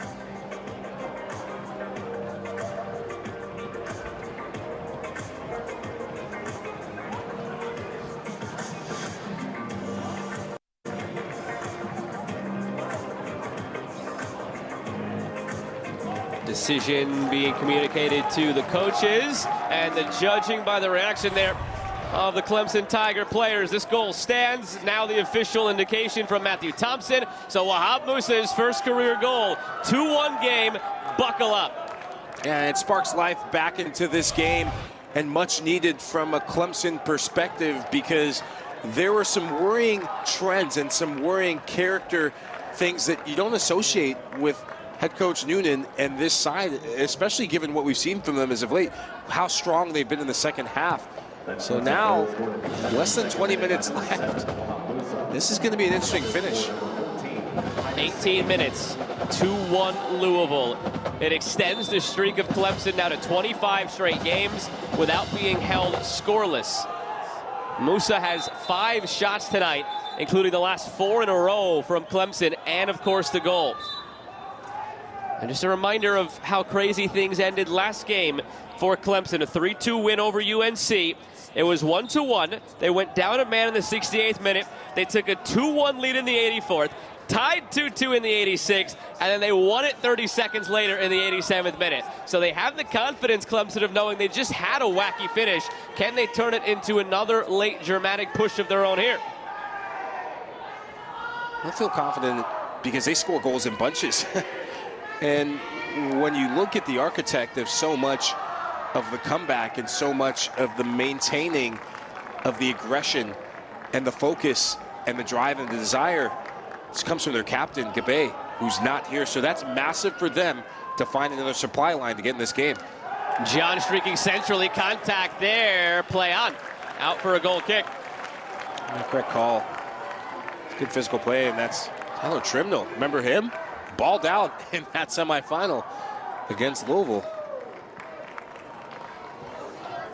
Tyler Trimnell in that game you're referencing really helped slam the doors shut against Louisville. That was in the ACC semifinal last year. A 5-1 win for Clemson, and they won 4-0 in the regular season meeting between these two teams. But both those games were on the campus of Clemson University. It's 7 straight meetings between these two programs where the home team has won. Louisville can make that 8 straight with a win of their own here tonight. That's incredible. And it shows the importance of making your home stadium a fortress.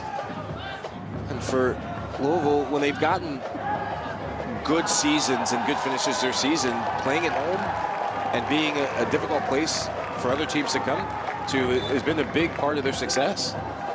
And under John Michael Hayden now, it's his 6th season. They've made the NCAA tournament in 4 out of 5 seasons. 3rd round in 2019, they missed in 2020.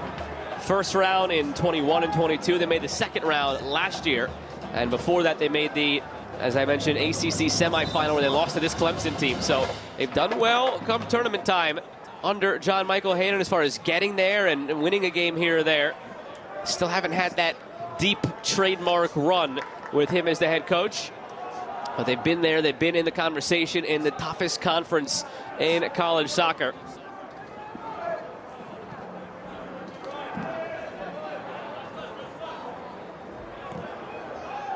Reigning national champions, Clemson Tigers, ranked 12th in the nation right now, in danger of falling against unranked Louisville.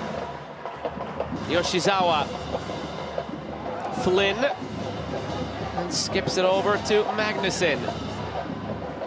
John, it's interesting, John has really taken this deep-lying midfield role of Gabay after the Frenchman got injured in the first half. I've been impressed with his persistence, and speaking of persistence, there's a good driving. I've been impressed with his persistence, and when players get injured, especially your best player on the team, the question that comes to mind is who wants to take responsibility over this team, over the desire to fight, over the demand to fight that comes from your coach and the occasion. For a player of his stature, not the biggest, to put his body in the mix, to have been brave in some of the driving plays, not bad. James Kelly just came on for Mise Yoshizawa. There was a look at the scoring summary, how we've gotten here.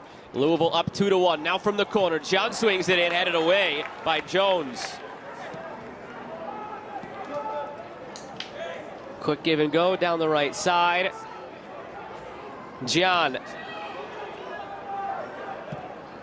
Illuminato swings it through. The substitute, Kelly, off the bench, finds an equalizer for Clemson. Not even 30 seconds after coming on, the Tigers have come all the way back.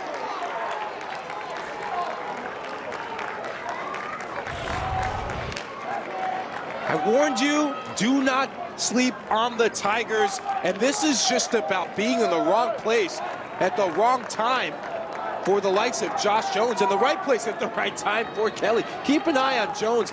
He falls asleep.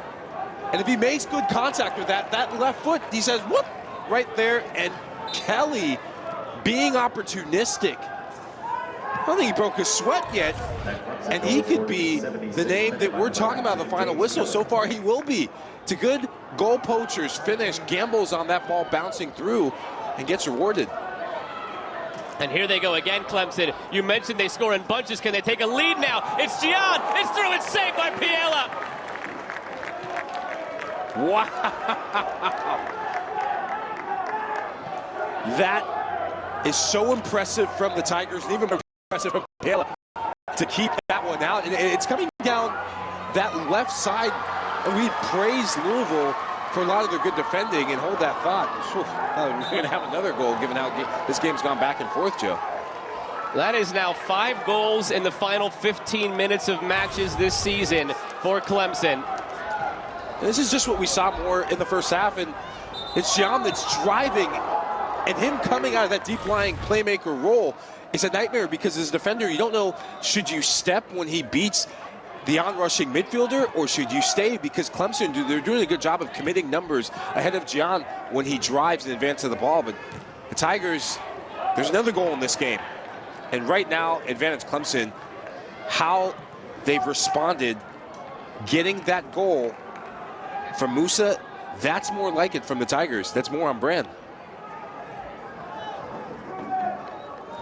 So the stats behind the scenes that we obviously have a look at here, it gives us a running play-by-play of substitutions, goals, all that matter. They didn't have enough time to get the Kelly substitution in because it says he was substituted in at 75-41, and it also says he scored his goal at 75-41. I assure you it wasn't immediate, but it might as well have been. It was about 20 seconds that he was on the field from when he subbed on to when that ball hit the net, and it's his third goal of the season. That made it 2-2. Incredible, and really what a gamble it is. Alex Meinhardt not having his best game, but trying to throw different keys to unlock what's been a stubborn Louisville back line. Credit to head coach Noonan. That one looked like it came off the chest. Still loose here. Working it through. Lay it off now toward Kelly. Still bouncing around for Johnny. Chips it! Oh, a rainbow! And somewhere over that rainbow, Clemson finds a lead!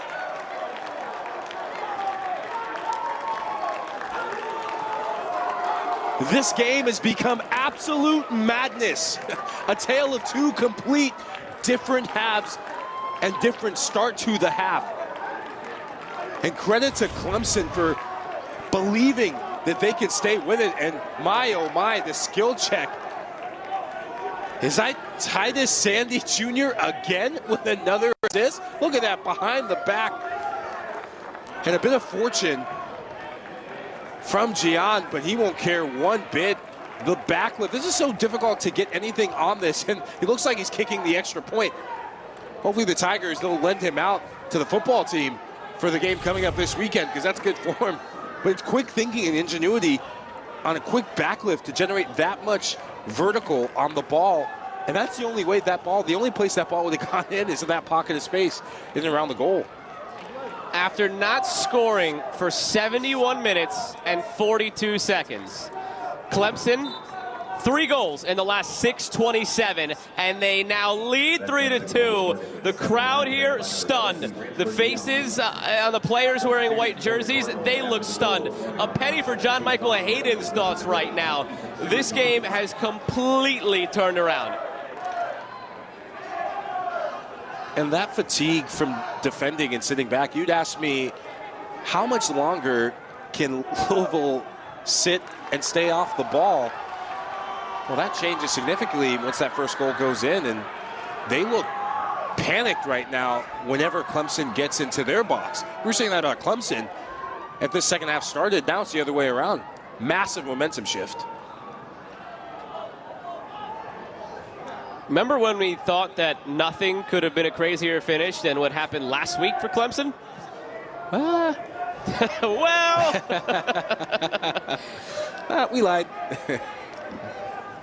It's the same scoreline, by the way. It was 3-2 over UNC just a few days ago. Again, that game was 1-1. Clemson went down a man in the 68th. They took a lead in the 84th. It became tied again in the 86th, and they scored a game winner in the 87th. So maybe scoring 2 goals down a man still takes the cake over this one, but 3 goals in 6.5 minutes is wild. And so to do it without your best player, add that caveat. Your best player that goes out, and as soon as he goes out, you stop getting anything offensively and you lose the foothold in the game, and you found yourself 2 goals down in a flash. I mean, I'm amazed to see how this team adapted so well, and the player that deserves all the credit. And yes, Kelly, because he gets that second goal. Great ball for the diagonal. Can Louisville punch back, play it in at the back post? That might have been a handball against the Cardinals. Nothing gets called, no harm, no foul in the end. Louisville trying to make the case that it should be a penalty, but it looked like it came off the hand of the player wearing white. They will stop it and go over to the monitor. Michael, my first glance, it seemed like it was a handball against Louisville. Maybe there was a foul in there, and we'll just confirm whose hand it hit. But it seemed like it hit a Louisville hand. Yeah, I'm in agreement with you. And the player that we're going to look at from a Clemson perspective is, does it hit James Kelly's hand? He can go from 0 to villain very quickly for his side if it does, but I don't think it does. If anything, it hits the rushing Louisville player.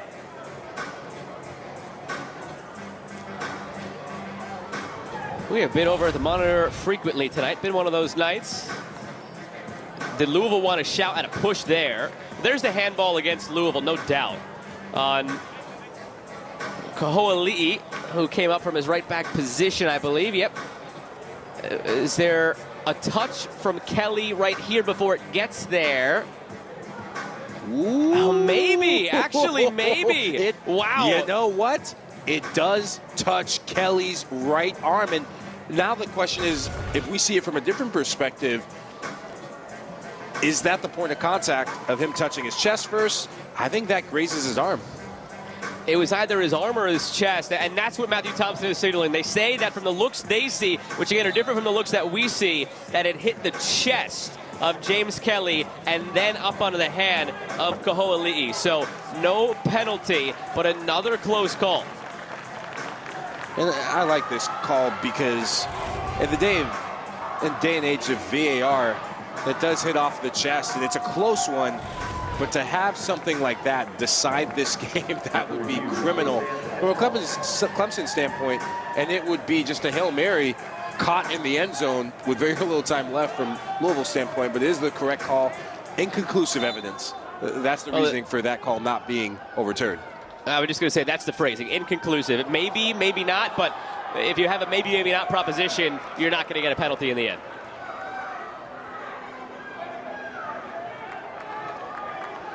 Well, scoring 3 goals is, of course, usually going to be a good recipe for success and victories, but particularly so for Mike Noonan Clemson teams. 73-0-3 when they score 3 or more goals. Wow. Here's Kelly. I'll come back to that stat in a second. It's floated over the top toward Gian. Runs for Gian, who right now would have the match-winning goal. He's taken down. It'll be a free kick. But, Michael, in college soccer, it's a little different. You get crazy 5-4 high-scoring games. That's the pro level. If you're scoring 3 goals, you should win every game. But 73-0-3 at the college level is impressive because we see crazy scores all the time. Yeah, and for it to be in a game where they were down 2 goals, and you rattled off a stat when they give up a goal, how much it's the complete other way. And Gian has been harassed in the second half because he's been that significant. And could we be seeing another injury blow for the Tigers? This is a massive play and a massive moment. If you lose him and Gabe, wow, that really has bigger implications depending on what happens in the next couple minutes. That could really change your season significantly. You can see from the replay and where John was pointing and then reading the lips of Paulino Paz, ankle, it's the ankle, and he made that universal signal for a substitution once he went down. Hopefully it's something that we see quite often, Michael, where it's just the initial sting of that first contact and they can walk it off. That's the hope here for Gian. He's a player he's a tough cookie, and to your sentiment, it's going to be a lot of what this medical team sees. But this is a game that had goals, and Gage Guerra got the party started. The player that we said had to deliver for Louisville, and he delivered in a big way from the spot. That was the only chance that Clemson had, and this is the second goal that comes in from Ethan Sukuban, and he ran all the way from his own half. It showed the disarray that the Tigers are in, but don't sleep on those Tigers because they have players that can get you goals in big ways. And this is Musa off the back shoulder that we were thinking could be potential offside. Referee gets it right in the call. But then more moments of madness. James Kelly been on the field for about 15 seconds, if that. We'll get the Guinness Book of World Records to get the stopwatch. Well, this right here, you create your own luck when you get goals in bunches. I said it before, Clemson, when they get off the mark, they get off the mark in a big way. And this is the wild nature of tonight. This has those Friday night vibes and those Friday the 13th sort of feel, Joe. Well, you see there, 2 goals in the final 7 minutes against UNC last week in that 3-2 victory. Yes, it was 2 in the last 7 minutes, but the 2 goals for Clemson in that one came just 3 minutes apart. They took the lead in the 84th, and then they scored the game winner in the 87th. Now tonight, it's 3 goals in 6.5 minutes. You mentioned it as soon as that goal went in by Musa, that this Clemson team can score in bunches, and little did we know at the time how prescient that would be. 3 goals, 6.5 minutes, from 2-0 down to 3-2 up, and maybe 3 big points ACC on the way for Clemson. Looking at how they got to that moment and those moments, I'd said that the need to get Titus Sandy Jr. more involved in the play. On both of those goals, he's the one that's the architect. He's the one pushing up from a center back position, playing almost like an attacking midfielder or wingback or winger. So John will stay out there because Gaetano D'Argento is shown a yellow. So it allows John to stay out there.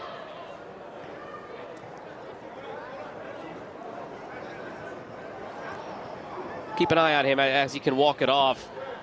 Hopefully it was a case of, like we said, Michael, it's that initial sting of the contact and you walk it off and you're all right to continue. He looks to be moving okay. And now the free kick for Clemson. Whipped in, flicked on header by Musa, and nearly a fourth in this half for Clemson. And yet again, a center back from Louisville mistiming his jump or mistiming his movement. And what a moment for the likes of Musa and Gian. The consistency of goal scoring for this Tigers side, sometimes it's left a bit to be desired from those two in particular. They have the potential to be those game-changing and game-deciding, match-winning players, and they've shown and fulfilled that potential more so tonight.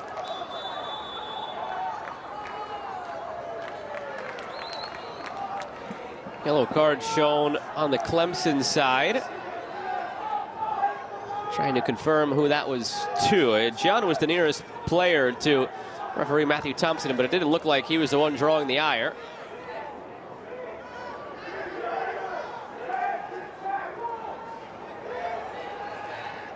A yellow card assessed to number 20 on Clemson, Ransford Gian. Well, they just announced it in-house as Gian picking up the yellow. It might have been. It didn't look like it. It looked like Matthew Thompson was addressing somebody else, but we will look to confirm. Now from the free kick for Louisville, floated in toward Jones, and Dama has it. We haven't had to call his name since he made that big diving save, remember, on Subachan to keep it a 2-0 game when it could have been 3-0. Hasn't been calling the question since then. That save, in retrospect, a lot bigger now from Ndema. And I go back a couple minutes before that where Gage Guerra had a chance that could have extended the lead that much more.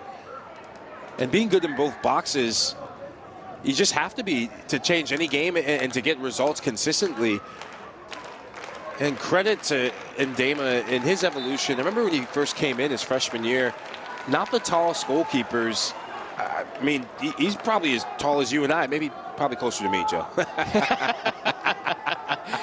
Tall as you standing on a stool. I'm sitting here locked in at 5'6". Probably only talking about yourself here. Over the top again toward Musa. Almost falls nicely in the end for Trimnell. You could take your height, by the way, because the man with the game-winning goal potentially here, and Ransford Gian is 5'4". So we short kings are the ones having the last laugh here today. Hey, he's gonna be eating for free anywhere in and around Clemson, South Carolina, if this scoreline holds. Oh, here he is again. John, that ankle seems to be fine. Ransford John continues to run, lays it off to make it 4-2. Oh, it's a blocked shot at the last moment by Tadafu, denying Tyler Trimnell. Excellent work from Gian. The breakaway speed. And then that confidence that has just blossomed with each minute that this game is ticked on.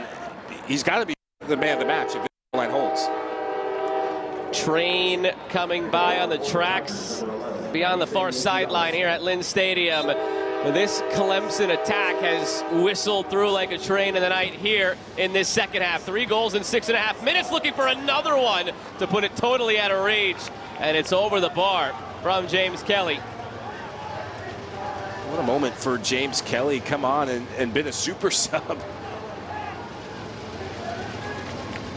And this is why it's so important when you're watching a game and you're sitting on the sidelines in a game where your team's not playing as well as you'd hope. You become a student of the game, and you have 2 options. You can not pay attention. You can be upset that coach hasn't put you in yet. Or you can watch and ask yourself, okay, what is my teammate doing that's not working? He comes on for Meinhard, and Meinhard was probably more stationary, frustrated, and marked out of this game. And the success of the Tigers have had has been having players move off of Tyler Trimnell. Tyler Trimnell almost being the decoy, taking defenders with him, and that creates gaps for the rest of his team. This could end the streak here of 7 straight victories by the home team in the all-time series between Clemson and Louisville.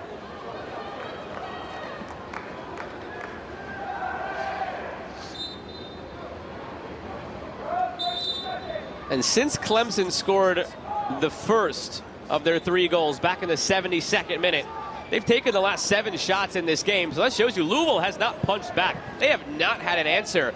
After Louisville went up 2-0, we saw Clemson dig deep and go on this run. Louisville has not had an answer. They looked shell-shocked, and they have not found any way to turn the tide in this one. I mean, there's this mental fog and mental fatigue that I see in this side, and when you give away a lead, this is why they say 2-0 is the most dangerous lead, because it has a psychological effect on you where there's a paralysis. And the heart and soul of this side that gave them the 2-0 lead was their back line. Their back line looks like they're in paralysis anytime Clemson comes through, and Gian bursts through on the dribble and then is feeding, wheeling and dealing his teammates. Corner coming for Louisville. Could this be what they need to somehow, some way, after seeming like this was a sure thing, turning into seeming like they were left for dead? Can they turn this back on its head and tie it at 3?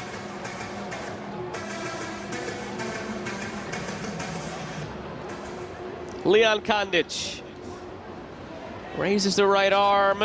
Kondic delivers, traffic in front, and it will be a goal kick.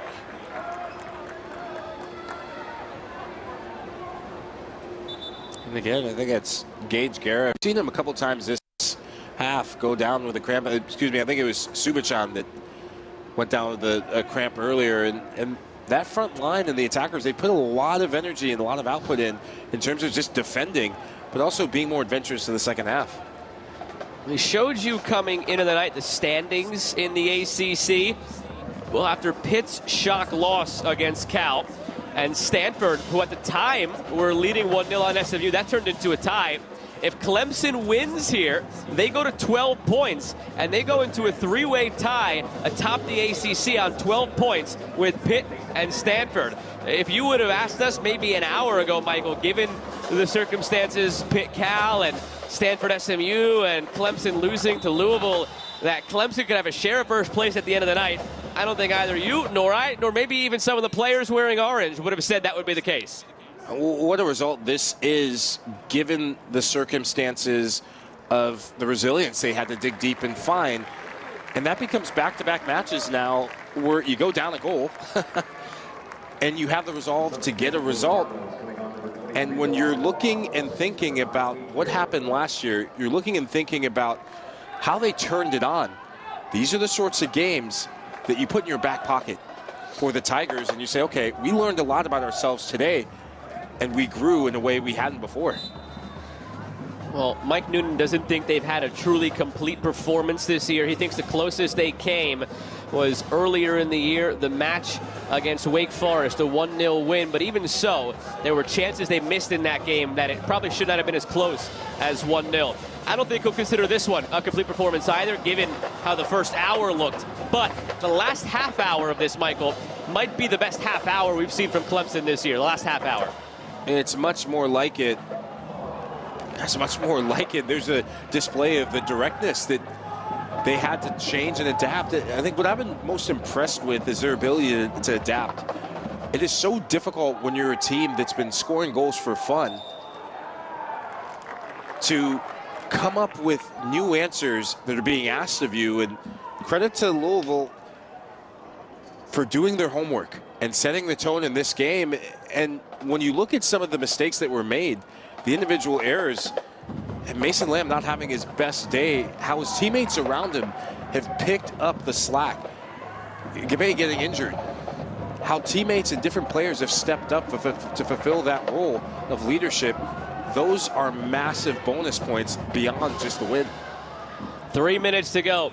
Now you anticipate the pressure switching where it's going to be everybody in white going forward and Clemson having to hold on.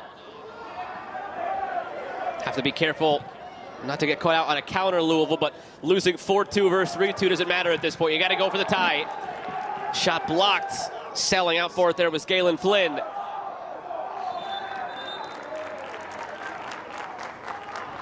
And that was out for a Clemson throw with 2.5 to play and counting.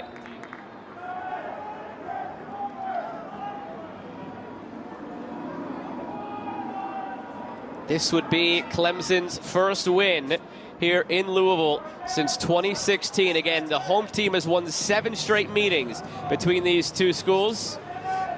Was looking that way for a while tonight. Try from distance, it takes a deflection, and it goes wide. That could have been the moment Louisville needed. Just a little bit of luck to have that glance goalward instead of wide. Bilal Kamara is the one pressuring and taking the shot.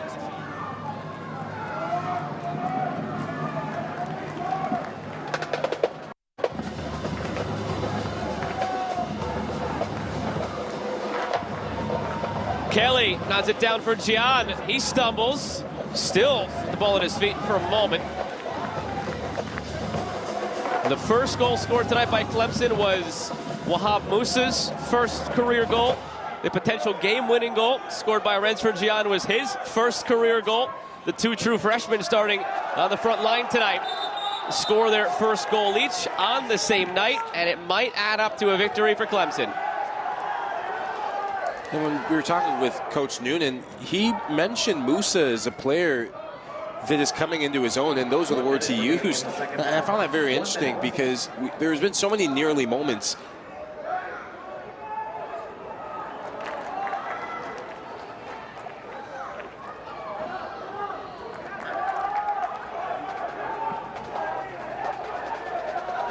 There's been so many nearly moments, and thank you for giving me the runway. I'll just go right on it. These are the sorts of games that are significant for young players. And I remember being a young player my freshman year, and I think I had moments of scoring game-winning goals as a freshman that served me down the line in my career as a whole. And when you look at the players that Clemson lost last season to win the national championship, if you're Gian, if you're Musa, you're trying to replicate the magic of Ousmane Sylla, who was one of the sole reasons why they won a championship. So a lot of work still to be done, but this is a great building block for the Tigers. They were down 2-0. They scored 3 goals in 6.5 minutes, and Clemson, as a result, avoid the upset and get their first win on the road against Louisville in 8 years.